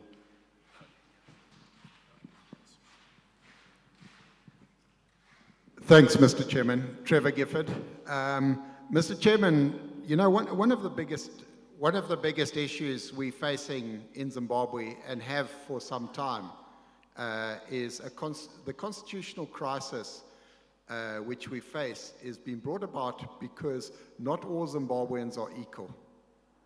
Until such time as that is addressed constitutionally within our country, I'm afraid it is going to continue to be very difficult for Raphael and others to get any money. I'm not taking a political stance, I'm just being real. I'm a Zimbabwean and I have different status to my friend Andrew. And that has to be leveled.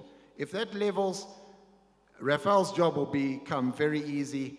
This whole ability to seek compensation would be very easy. So that's the first thing. The other issue, if we go back to the beginning, when land reform started, offer letters, etc., there's a very clear statement in the offer of land that those using the land will pay a yearly rental. This is not happening and has not happened since the beginning. We have a situation in our country where we have farmers farming on other people's land who are paying substantial lease to the person who benefited under land reform but is not paying any rental, or if they are paying any rental, it is far less than the rental which is being gained from those leasing the properties.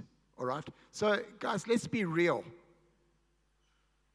How can you expect us as a constituents to stand up and give you a go-ahead on something when we haven't even swept our own front doorstep? Let's clean our doorstep, gentlemen. Let's have very clear undertakings which we can then, as a team, look at and go forward. We all want to put this to bed. The sooner the better, but there has to be the willingness on both parties to move ground. I see that from our constituents, there's been incredible willingness. All right, but from government side, we are still stuck in the trenches. Talk is cheap. We need action. And my challenge to you guys, as the committee representing us, is make dust. Let's sort these issues out, then come back to us with the answers. Then we will give you our way forward. Thank you.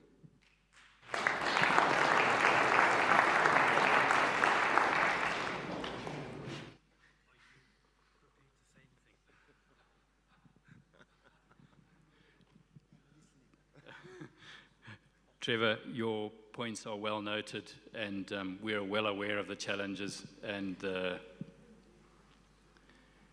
don't quite know how to put it in a politically correct manner, so I think you illustrated the point, and it has been highlighted at almost every opportunity we get. It's one of the things I've already spoken to Raphael about, is the political challenges of dealing with this. If it was purely economics at play, and if we were only dealing with the Honourable Minister of Finance and Andrew Vumbi, and it would be easy. But there's a lot more politics behind this whole thing. And as much as we'd like to sort it out ourselves, it's beyond our ability to sort it out. We do everything we can to influence it. Hopefully, if we get a tradable, bankable, transferable 99-year lease, it will create a land market that will begin to cause that process that you're talking about to evolve. But yeah, it is a challenge, and there's nothing that we personally as a committee are able to do to make that happen. We are doing what we can to influence the process there. Next, anybody else with a question? Yeah. Morning, everybody. Liam Philp. Question for you, Raphael. In the instance that the bond is accepted, will that bond be divisible? Would we be able to use it in portions to pay commitments to the government, or will it have to be treated as a single bond? Thanks.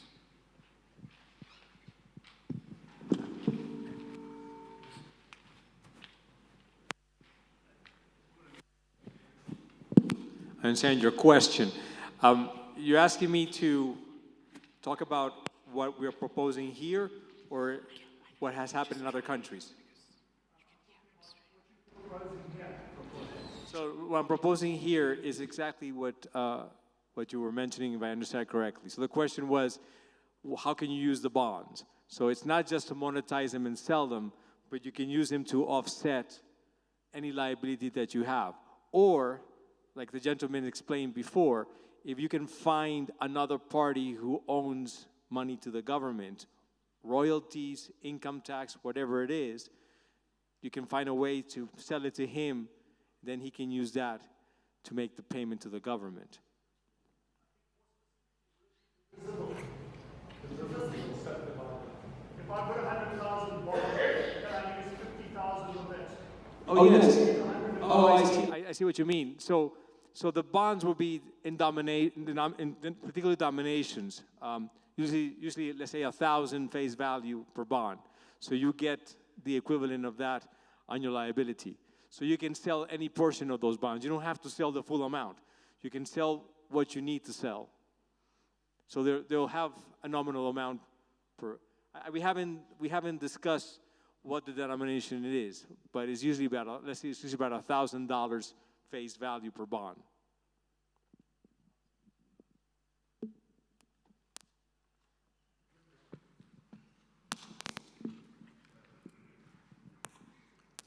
Richard Thornycroft. I understand that this is all about our improvements and things like that, and I understand that the land issue is a very political one. However, that is also, I think, part of what we need to discuss as well. And is there anything going forward, talk or whatever, about the land issue and about the actual value of it, etc.? Thank you.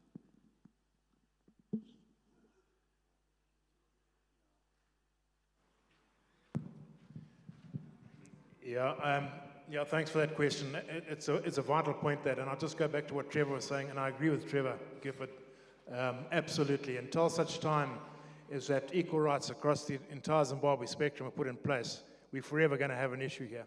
But going on that back, remember there are two agreements. This agreement we're talking about here is the obligation of the country itself to pay for improvements. There is a secondary agreement for 3.2 billion for the land, in which the government acknowledged that of the value, agreed with the value of that land, raw land values, apportioned to us, and that we would have the ability to, we could go onto the market and raise that money for us over time. We have approached many institutions on this, and they have agreed with us that this is necessary, but would like to link it to the recovery of agriculture. But the first condition is that the 3.5 billion is honored by government. And so our proposal in this instance is that if we can get this honored by government, we can then call for a land donor conference, of which money will be placed through institutions such as the Agri-Bank, of which we would receive debentures, which will be paid over time against an active land market. This is well advanced, and the discussion is well advanced. The proposal is well advanced. What is impeding us is the government's ability right now to pay us for its constitutional obligation.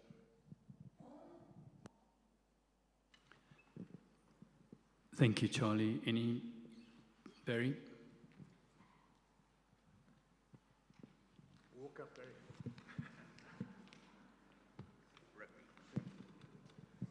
Thank you, Chairman. The issue at hand right now, Sunday, is it Sunday? Is the date of today. So what's the plan? Of interest was the minister, for the first time I think I've any heard anyone sort of admit to those issues of US dollars external and so on, escrow accounts and so on. But then he flipped it over to the bond issue. The primary thing here is that deed, that agreement we've been into. Can this be included into this deed now? Can they do it in addendum form, those various issues the ministers agreed to, sign it into the agreement in addendum form? That is question one, Chairman, if there is a way forward there. Or do we just let this, Andrew, rest? Whilst we are examining the Newstate proposals, would government be acceptable to this? Just let it rest. Give everybody time to look around for monies, to examine this proposal. I don't know what pressure it is on us having to formally continue this agreement in its current form. If we did have to continue in its current form, I think it's very necessary to have those addendums included, as has been mentioned, and a few others, Chairman, such as tax exemptions, etc. They're all been discussed. They're known by everyone. But failing which, out of the legal sort of thing, is this not an opportunity just for everyone to rest? You guys must be absolutely exhausted. Government, yourselves, specifically yourselves, I think, whilst we examine all these new alternatives. Thank you.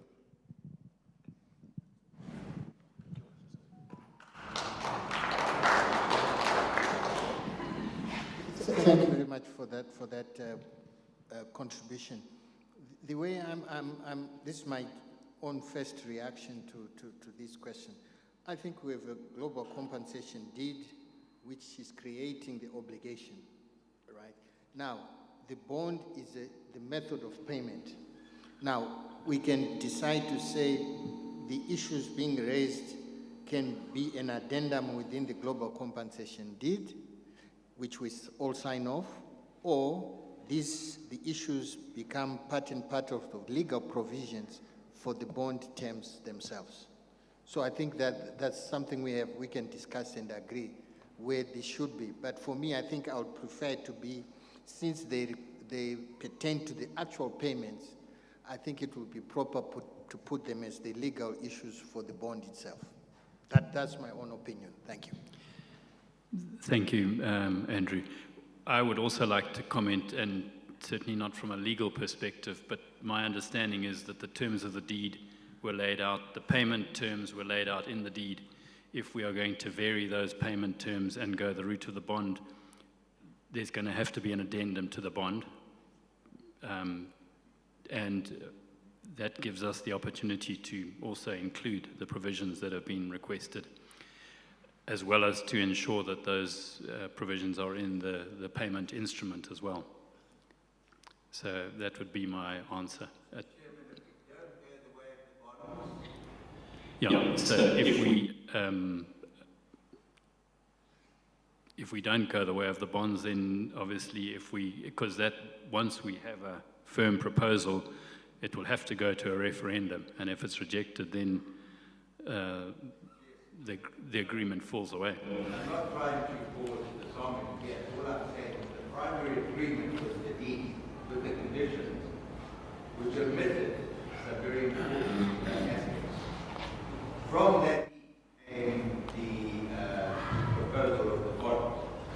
So as Mr. Fulbeck would like to link it to the bonds, we would like to link it to the primary agreement from which the bonds come forth.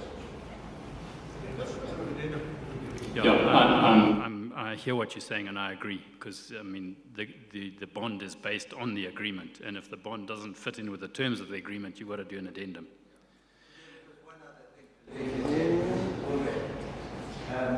There was a great deal of surprise in the beginning when this was in that contract form. In the beginning, I think it was raised, I remember it was raised in various forums. Instead of an agreement of intent, when you have a contract, you have the primary, in this case, money payment. One of the primary aspects, the money was not in place, is not in place.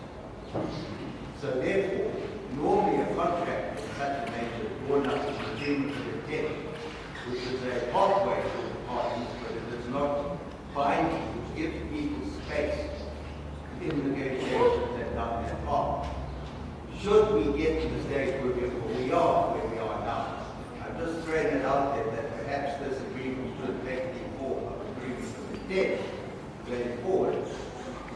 allows everyone the space, which is not binding, but it's the pathway.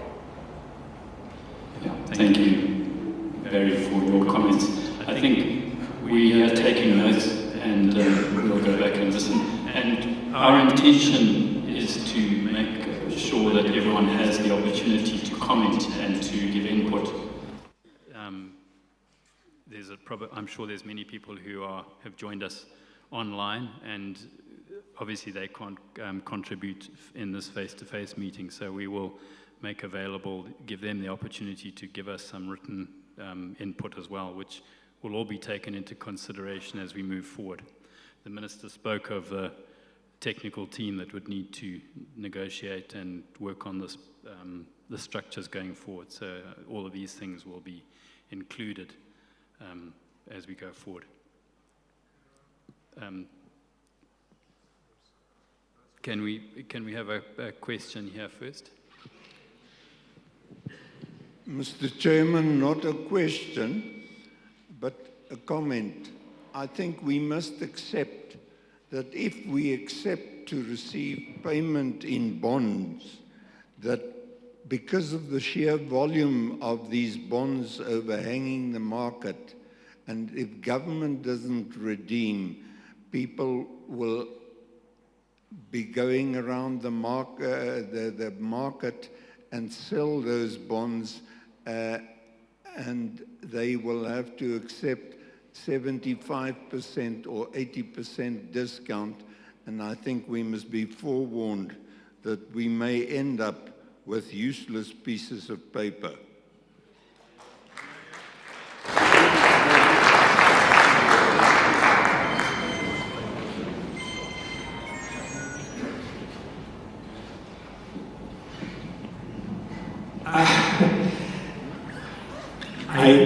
You're absolutely right about your comment. Because I didn't want to, my role here is not to deceive anybody. What I've been asked to do is to find a workable solution. So at day one, I'm going to be completely honest with everyone here. The bonds will not have any value because the bonds are not linked to the credit rating of the country. So therefore, the coupon is not there.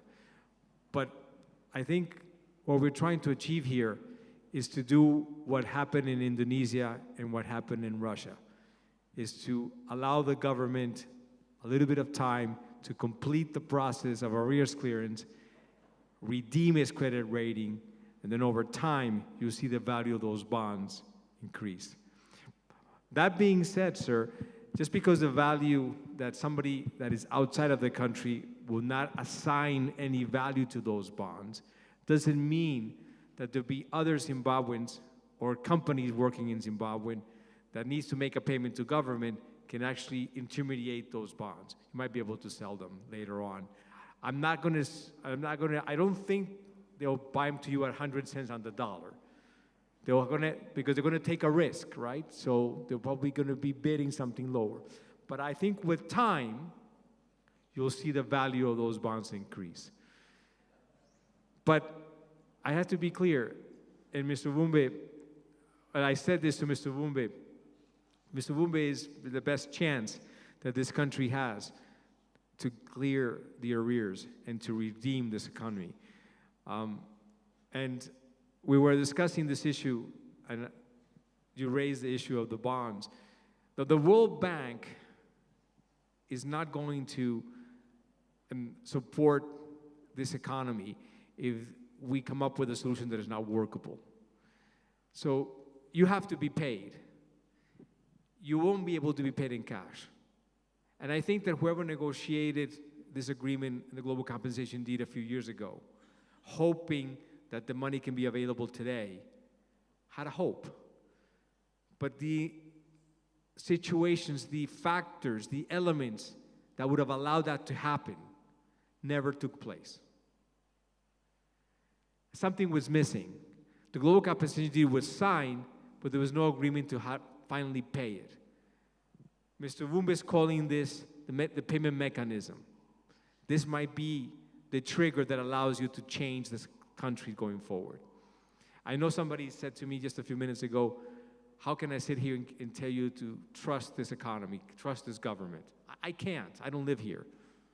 But I've been in your situation in the past personally, and I work with governments who've been in the same situation.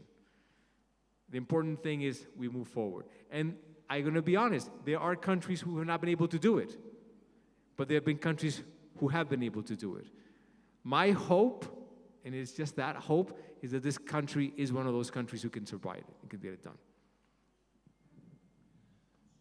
Thank you, Raphael. Rusty, you wanted to ask something?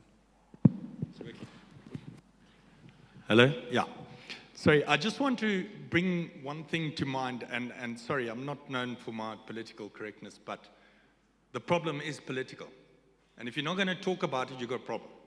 That's number one. Number two, on the issue of land, we talk commercial land, but there's also communal land in this country. I'll just give you an example. Communal land, by one stroke of the president's signature, he can take any away for a national project, which is ill-defined. So you've got the Toku Mkosi below there, a place called Chilonga. They want to evict staff. That land and your land is valueless. The difference between private commercial land and communal land is you can trade private commercial land, or you could trade it. You can't now. So you've taken away, I don't know, $3 billion worth of collateral from government. But if they collateralized that, plus the communal land, but left the chiefs in charge of the communal land, because it's them who vested the president that power to sign, you would have, I estimate, $10 billion that you could use as collateral. But you have a problem. The political problem is this. No one has confidence in the current government. And the reason is this. One, do you keep a bond or do you keep a dollar? If I asked you now for your bonds here, I reckon with 100 US I could buy everyone's bond notes here. And the issue is you've got no confidence. And the minister himself will admit it. He has no confidence.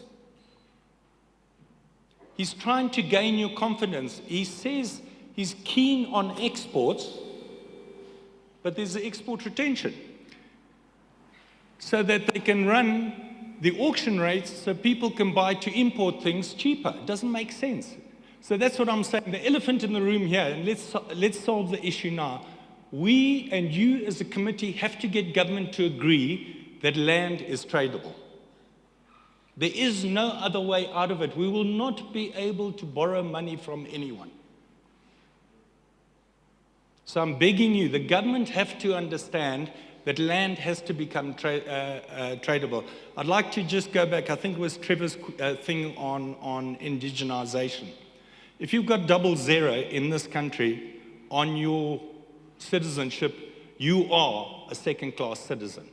Right now at City of Harare, you cannot get a health license for your food shop if you've got 00 on your citizenship. That started 2 weeks ago. I've raised it 3 times in Parliament. They're now bringing a statement to tell us what's going on. The bottom line is we have to be treated as indigenous, as a people. And until you're not prepared to stand up for your rights, you will stay as that squeaker on the end of the fishing line. Thank you.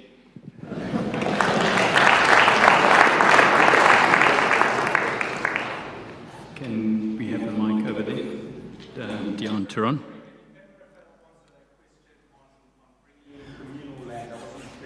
Bringing communal land onto the whole issue of collateralization. I don't think I can answer that question, unfortunately, but perhaps I can give a couple of ideas that I'm not sure they will work right now. But there are a lot of what we call non-governmental organizations, or NGOs, that have specialized around the world to protect land, to protect forests. And some of them are very successful. There's one in the United States that's called the Nature Conservancy. I don't know if Andrew, when you were in Washington, did you ever get to meet them? And they've been buying swaths of land in the North American continent around Alaska and Canada to protect the land. Since the land is, some piece of land cannot be sold or you want it to protect it some way, maybe an NGO is not really going to be trying to sell or buy that land, but maybe there's one way to put that as in protection and to collateralize that land, to be able to raise money. I mean, I'm throwing ideas here, so I don't know if that's feasible here. And definitely not going to be feasible until sanctions are cleared. But this is an example of one way in which basically the government, without giving the land away, but just cedes it to an NGO who will protect the land. That's one option that can come. I cannot comment on your issues of collateralization. I really don't.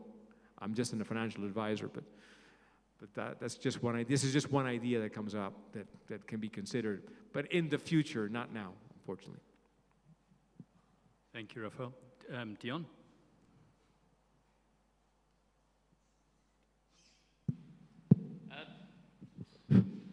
Chairman, thank you. I'm probably going to repeat what's already been said.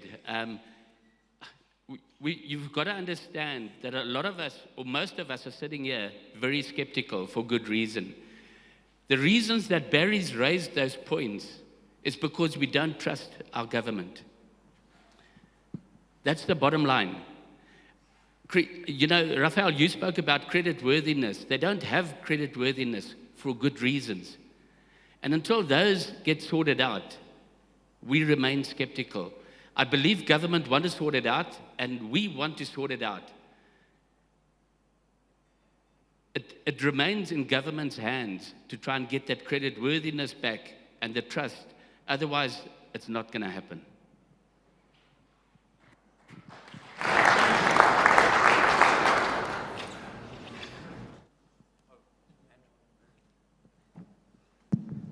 No, thank you very much for that observation, the last speaker.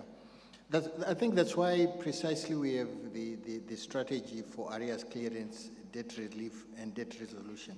If we don't resolve these arrears and debt distress situation, we are not going anywhere. So that's why we've come up with this strategy. That's why we're now engaging and focusing on this issue of Zimbabwe getting back into its rightful place in terms of credit rating, its creditworthiness. So without arrears clearance, without debt relief and resolution, it will be very difficult for us to move forward. Thank you. Yes. Can we have that? Ian, can we have your question? Good morning, Mr. President. Gibson Karoi. I'm a Marewa, if you know what a Marewa is. Mr. Chairman, Mr. President, I'd like to make a point. We need honesty from our CFU. There's been many questions asked of CFU about this whole issue of compensation, the global agreement. I personally tabled questions at the ARIC AGM, or not AGM, or meeting, or whatever you want to call it, last year. I have yet to receive an answer. That is 8 months ago. I think we need to all sit down, CFU members, and these gentlemen here have been members long before even some of us. We have got past presidents in this hall who have a wealth of information.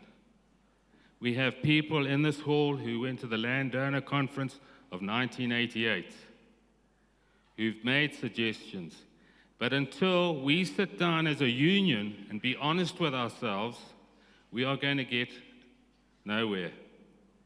The other thing I would suggest, that the global agreement is trashed and is rewritten.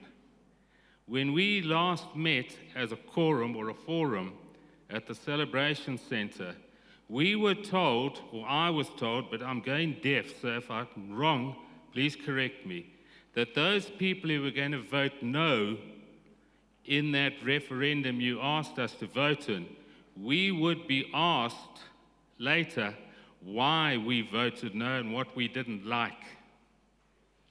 And I'll tell you right now what I didn't like, and I've asked you all, is I want a copy of that agreement. Because I believe in that agreement is written a clause that once you have signed this agreement, you have no recourse into law. It is fait accompli, that's it. Thank you, Mr. President.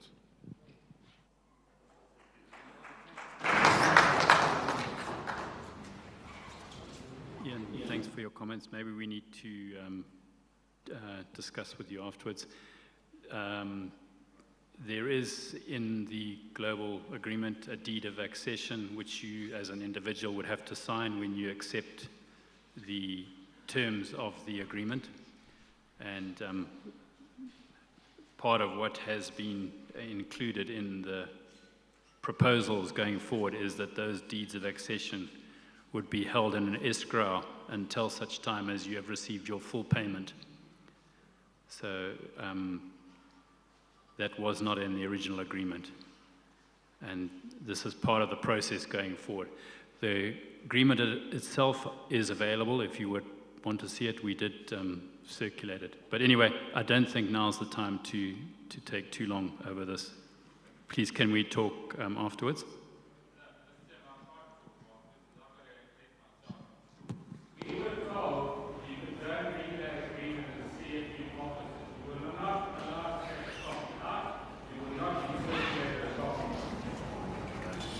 Sorry, and that was prior to the signing. Once it was signed, it was made available to whoever wants a copy, and it's there. We can give you a copy if you want it. It's on the internet as well. I never heard that.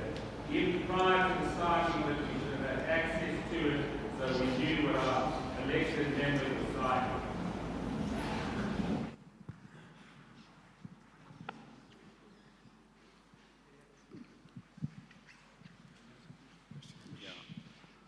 I can maybe try to talk about the mic. Can you hear me?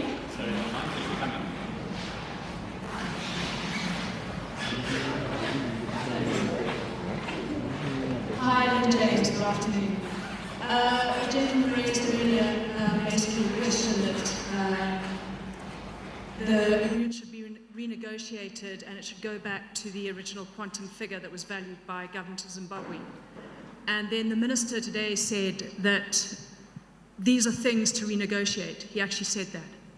So I think if we're looking at bonds that are initially going to be valued at almost nothing, the figure that we're looking at needs to be reevaluated because the time frame is now enormous. What we should have been receiving today is nowhere in sight. And now we're looking at 5 years down the line. So in the give and take of things, that absolutely needs to be considered in my point of view.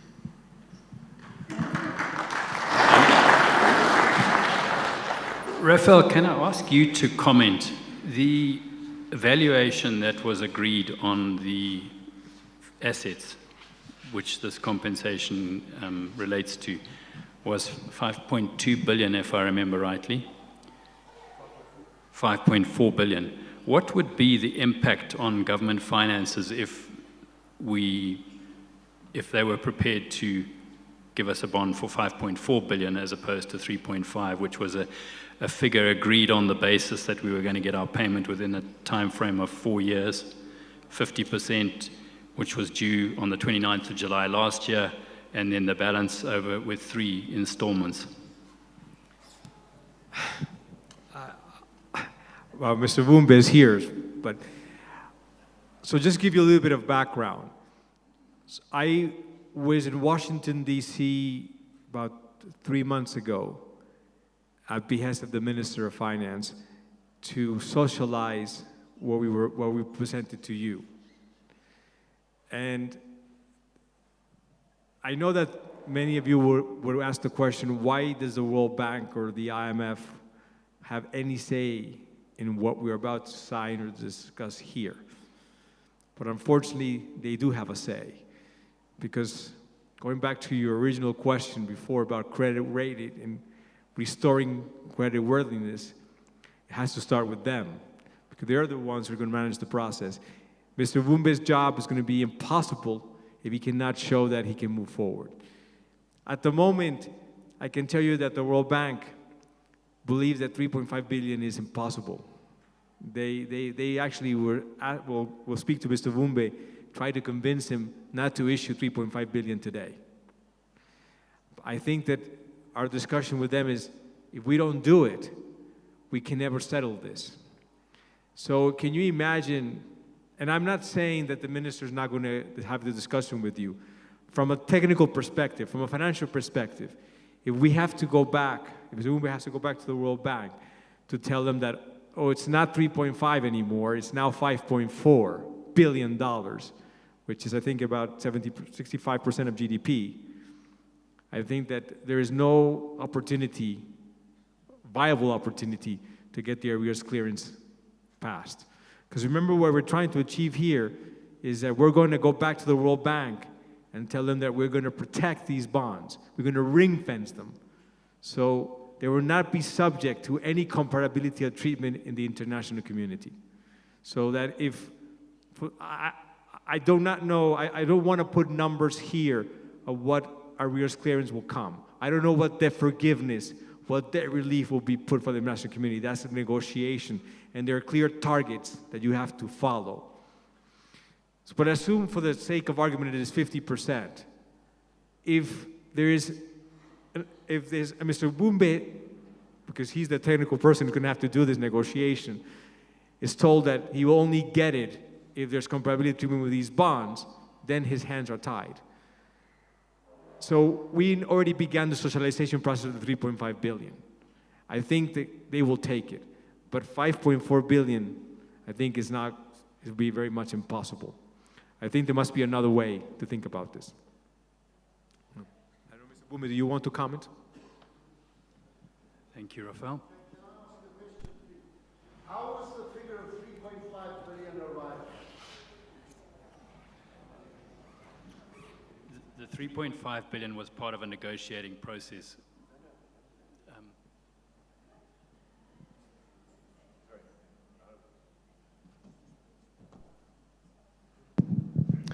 Sorry, guys.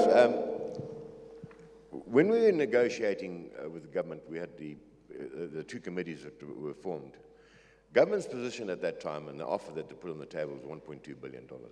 We walked. We said, forget it, it's not going to happen. And the offer eventually ended up at 3.5 billion. That went to a referendum. And we all agree that the price was 5.4. Government's offer was 3.5. We felt that that had to go back to the farmers for them to decide whether that is acceptable or not. And that is exactly what happened. It was a referendum, and the farmers voted in favor of accepting the 3.5. That's how we got about it.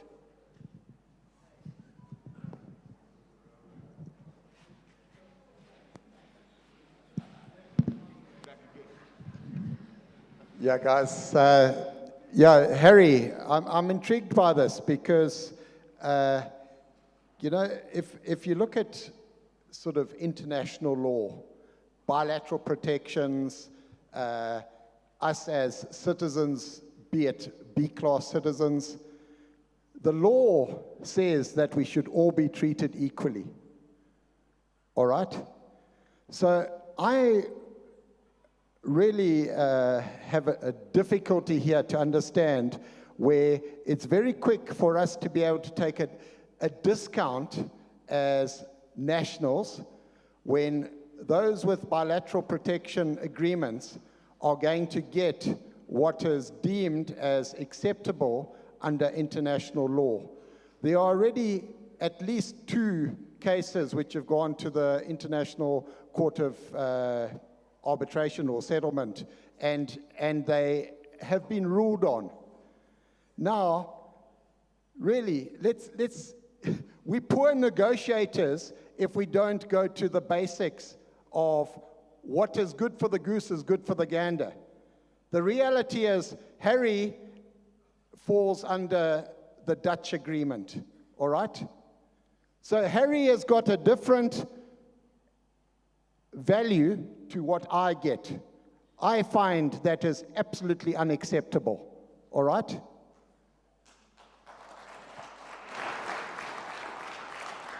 Guys, we're here to chew the cud. We're here to find a solution. We can only find a solution where there's fairness and equitable distribution, all right? So everything I've said today is not about confrontation. It's about reality, guys. Let's deal with this in a pragmatic, realistic way. If we're not prepared to do it like that, we are not going to find a solution, because as long as one party is stronger than the other party, you will never find a solution. So both sides have to give equally.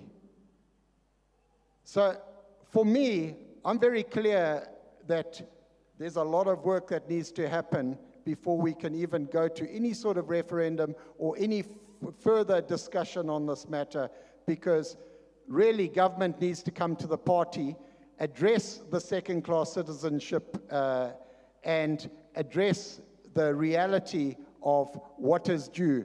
You know, I cannot go into a supermarket or even into this church and take something and walk away with it.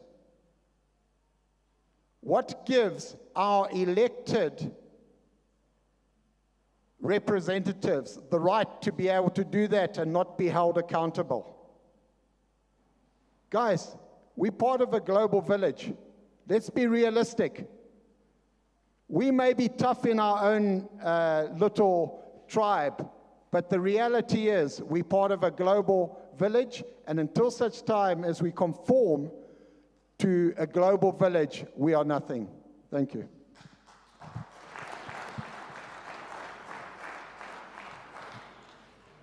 Trevor, thank you for your comments.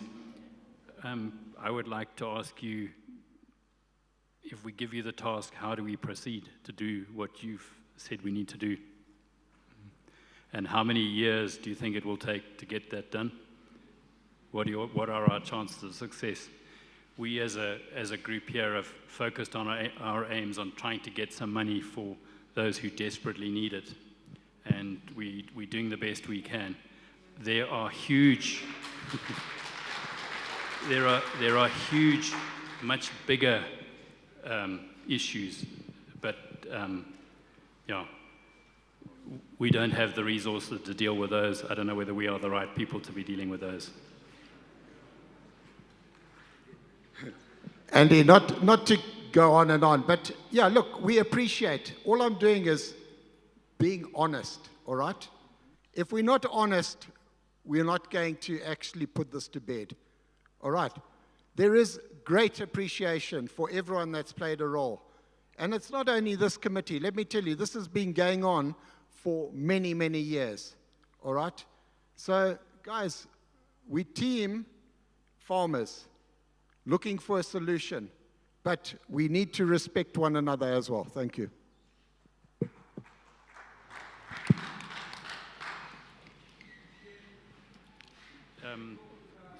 Somebody's got a mic there. Yeah. Thank you, Mr. Chairman. Guy Dollar. I wanted to ask questions more about and to understand what this bond issuing will be to us farmers in terms of what loss are we going to have from the real value. We've discussed the starting point that it was 3.5 billion, which was decided 2 years ago. We all know that the US dollar has got devaluing at 5% and probably more every year, so we already lost 10%. And now we're starting to discuss a bond issuing where every year we're going to lose 5% of the number in what its real value is to us as farmers. So first of all, I'd like to ask Raphael, what has been the past history in Indonesia and Russia, as he keeps using examples? What percent of the face value did the people actually eventually get? I mean, is it 75%? Is it 50%? Does it depend on how desperate you are and how old you are, how low a percent you get? Firstly, I was heartened to hear Charles' fairly optimistic information about what's been going in the background, and it might happen a bit quicker than us naive farmers know. And I'd also be interested to know what Charles would predict as maybe what percent face value might we get out of this bond issue. And that brings me on to, if you're going to try and encourage us farmers to join up and sign up to this bond issuing, as there's no money the government can raise, then isn't it fair to raise the 3.5 billion? After all, that was negotiated at a 40% of our infrastructural value, not at the running value of our companies. So we accepted the hit, but we thought money was coming quite quick. It now hasn't. Is it not high time that we then put that back on the table and say, depending on the answers from colleagues at the top of what reduction or discount we're going to get by having bonds instead of money, then let's please raise the starting figure so that us farmers can be attracted onto your scheme. Thank you.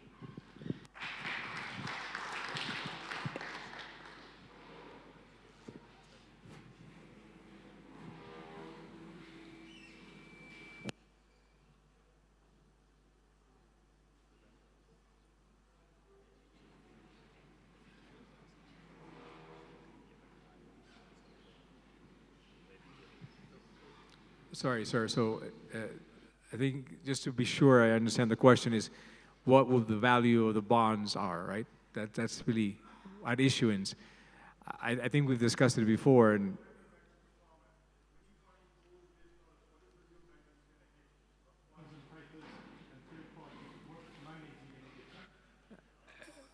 no, I understand. But financially speaking, that's the problem, that it's very difficult to be able to give you an answer, the value of the bond immediately, because of the fact of the matter is this is a very unusual situation. So we cannot value the bonds immediately because there is no credit rating and no real intrinsic value of the bond. So over time, they will grow in value.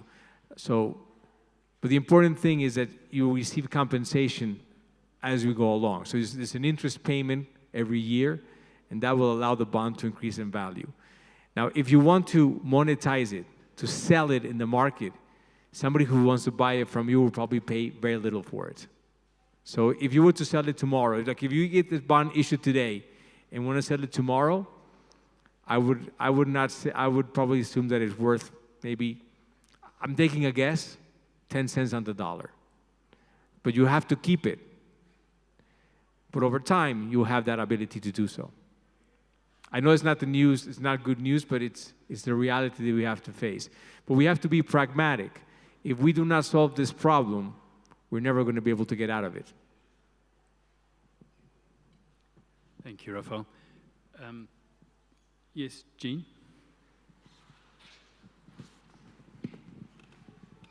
Raphael, sir, you're basing your, that was what I was hoping to get from you, sir. You're basing your trust on two bankers in the Ministry of Finance. And we know that ministers come and go. How can we believe when you say to me, you are basing your trust? It's my first question. My second question, how can you guarantee the bonds? In Zimbabwe, bonds are a four-letter word. And if I could just give you 2 or 3 examples of bonds.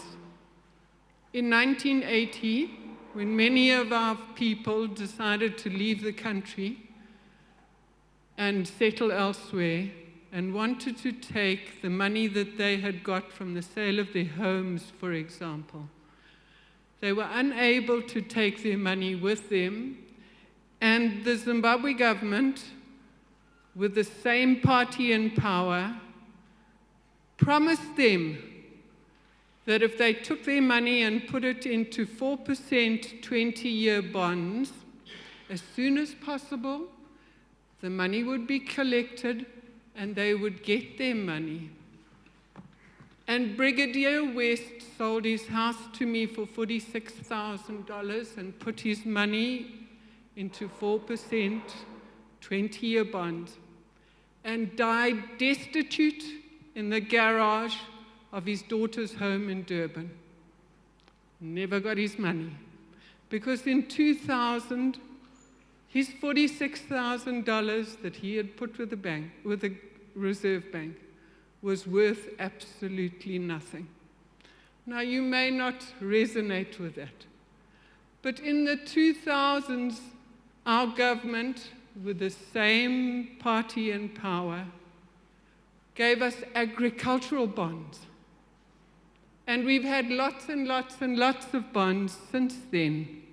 In fact, the money that we see on paper is a bond. How can you ask us, as Zimbabweans, to believe that another bond is going to be any different to the bonds that we have been given for the last 40 years? It's important for us to understand that, because we don't believe you. And my third question is, if we're going to put our title deeds in escrow for 20 years until this bond is paid, what about those of us that have managed to JV, keep a little bit of our land, keep going farming? They're all here. That's why they're still sitting here. What's going to happen to us? If we don't allow title deeds to become bankable again, we're never going to fix this problem. And Trevor is right. Until those double zeros get taken away from our ID, we're going to remain second-class citizens.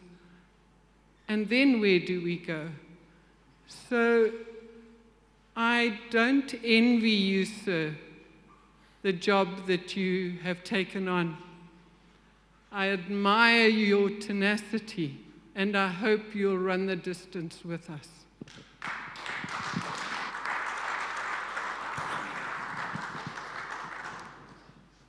Thank you for that question. And you asked 3 questions. The first question is, why did I take this job? Why did I take this assignment? And no, I'm going to, yes, but get to the point, because it's an issue of trust, right? And I give you an example. I'm probably going to take a little bit of time to answer this question, because I think you have the right to hear my reasoning and my experience over the last 24 years working in this environment. So I have, like I said, I think I mentioned in my conversation, my presentation earlier, that I have, not only myself, but as the firm, we've turned down assignments in the past. We have turned assignments down because we didn't believe in the individuals that were running the government at the time. And I mentioned the government of Venezuela, and I mentioned the government of Ecuador. Those are 2 assignments that I were asked to entertain whether I wanted to work with them. So I have no belief in those economies, right? I never did. So I didn't accept them. But I do have known Mr. Wumbe. God, we met each other, was it 2012? It's been a long time. And since that time, Zimbabwe has been in this situation. But I have seen, and I hope I'm not saying anything that is confidential, but I'm going to say it. I hope it's not, so I'm hoping I'm not breaching it. I have seen that a lot of things have happened and have put a lot of work to solve this problem by Mr. Wumbe and by the minister himself.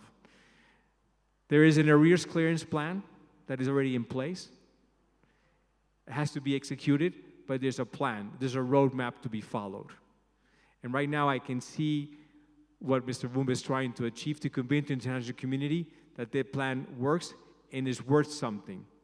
So that shows me that there's a lot of will and political interest to do that. So I trust them.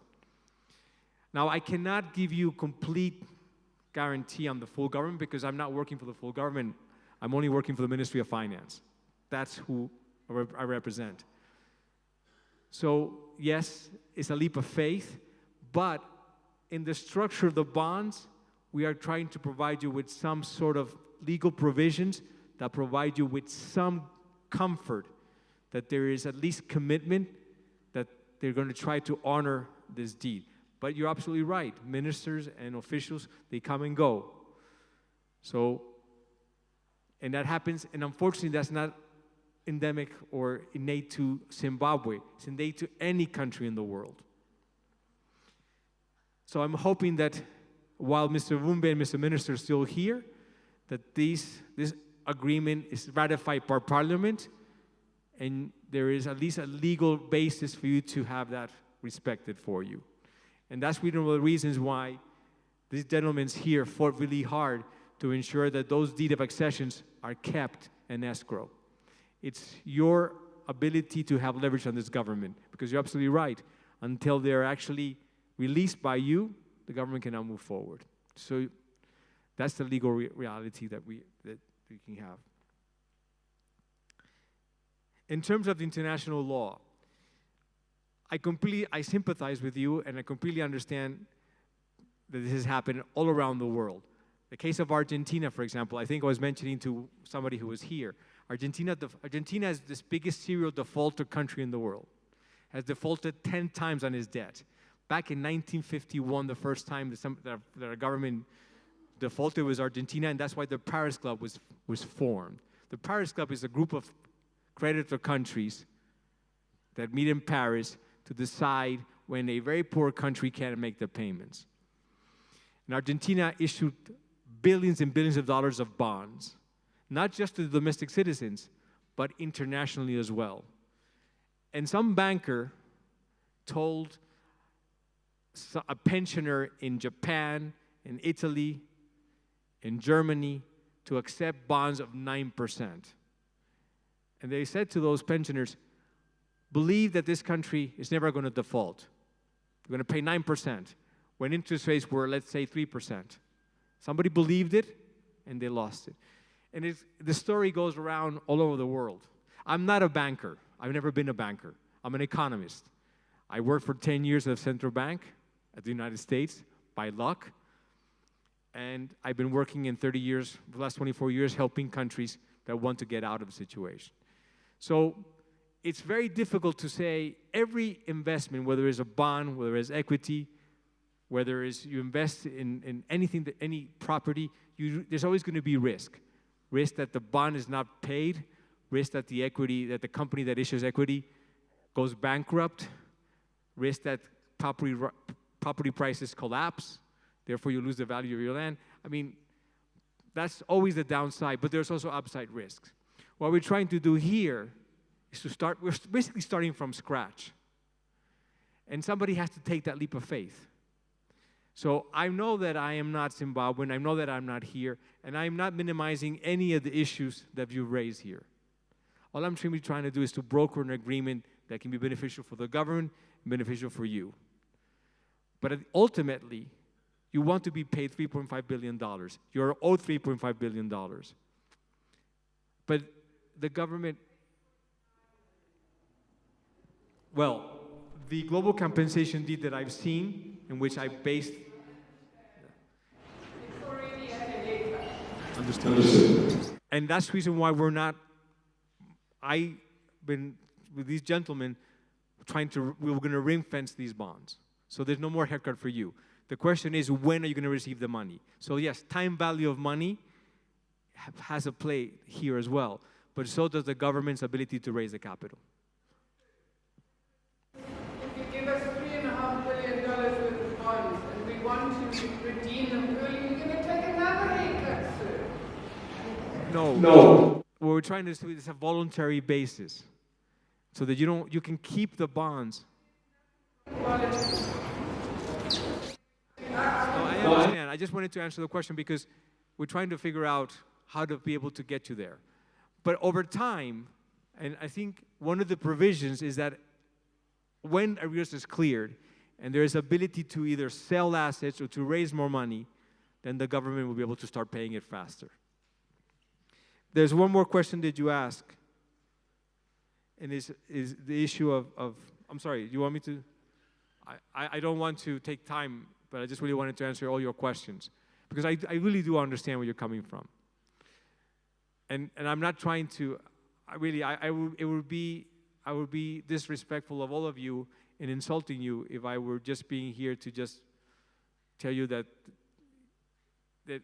everything could work. Of course not. But at least it's a solution that we can try to work for. But there are provisions to protect you. We're trying to protect you. I am trying to work on both sides. I'm not taking anybody's, I work for the government, they asked me to represent them, but I also know that they're asking me to do something to help them move forward. And if we do not move forward, you're going to be here another 12 years in the same situation. They're not going to release, they're not going to get rid of the sanctions, international sanctions, and we're not going to be able to clear the arrears. And if we can't do that, it's going to just continue to be the same way. There will be no money for anyone. Thank you, Raphael. I think we'll take maybe one more question, then I think we need to wind it up.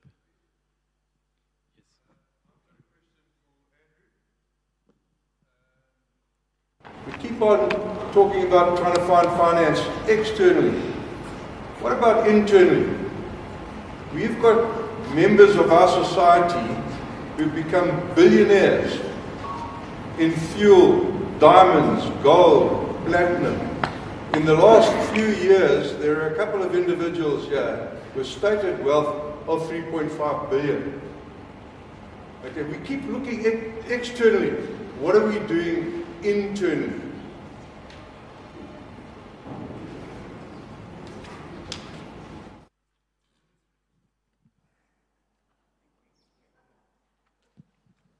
No, I think the issue of resource mobilization, it's both ways. You look at domestic resource mobilization and you look at external resource mobilization. But I think, one, we are clear that as far as the current position is, external resource mobilization is very, very limited. Now, domestic resource mobilization, what I can talk about is what we are able to do as far as revenue goes within Treasury. So we can collect taxes, etc. That's why we have even said that we are guaranteeing the 35 million from internal resources generated from royalties, which were increased yesterday. So that is a source of internal resources which we are going to use, which are being generated from the royalties which are coming to government from the mining sector. So yes, we can use all these, but if individuals have diamonds or whatever, I think the whole environment has to make sure that those assets are taxed and any income is taxed for the benefit of the economy.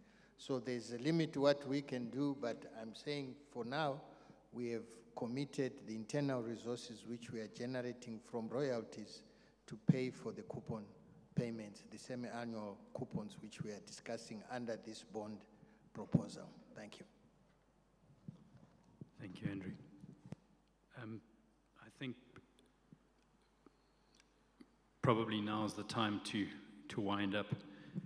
I know there will probably be people who've been watching online who will want to make contributions. We will, in due course, through the mailing list, send out an email address where people can send their input that they want to send to us as we work with the government and Newstate partners trying to go forward to come up with a proposal that will be acceptable. And yeah, we will keep everyone informed as we go forward.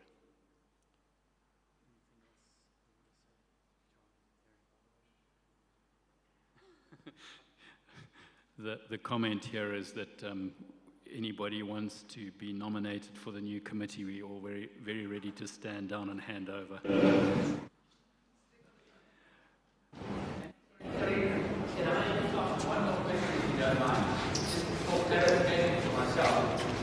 This 35 million you're talking about, two tranches of 17.5 and 17.5, January and July. How's that going to work? Is that cash? Is that being distributed? How's that going to work? Yes. So I've discussed that with the Ministry of Finance, and the idea is to pay cash to the account of your choosing. So when you register the bonds, you put in your details of your accounts, and that's where the money will go. You will have a face value, so everybody has a claim. You'll receive bonds. So if, let's say for the sake of argument, value 10 million, and you'll receive compensation on that basis, the proportion that belongs to 10 million. Yeah.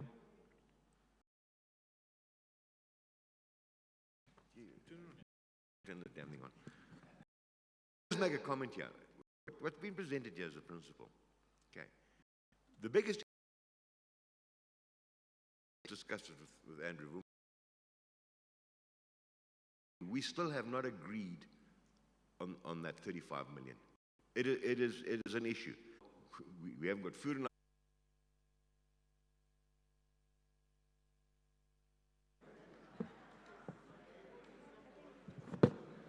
Hello, we've got a pair of glasses that are left at the registration table if anybody's missing them.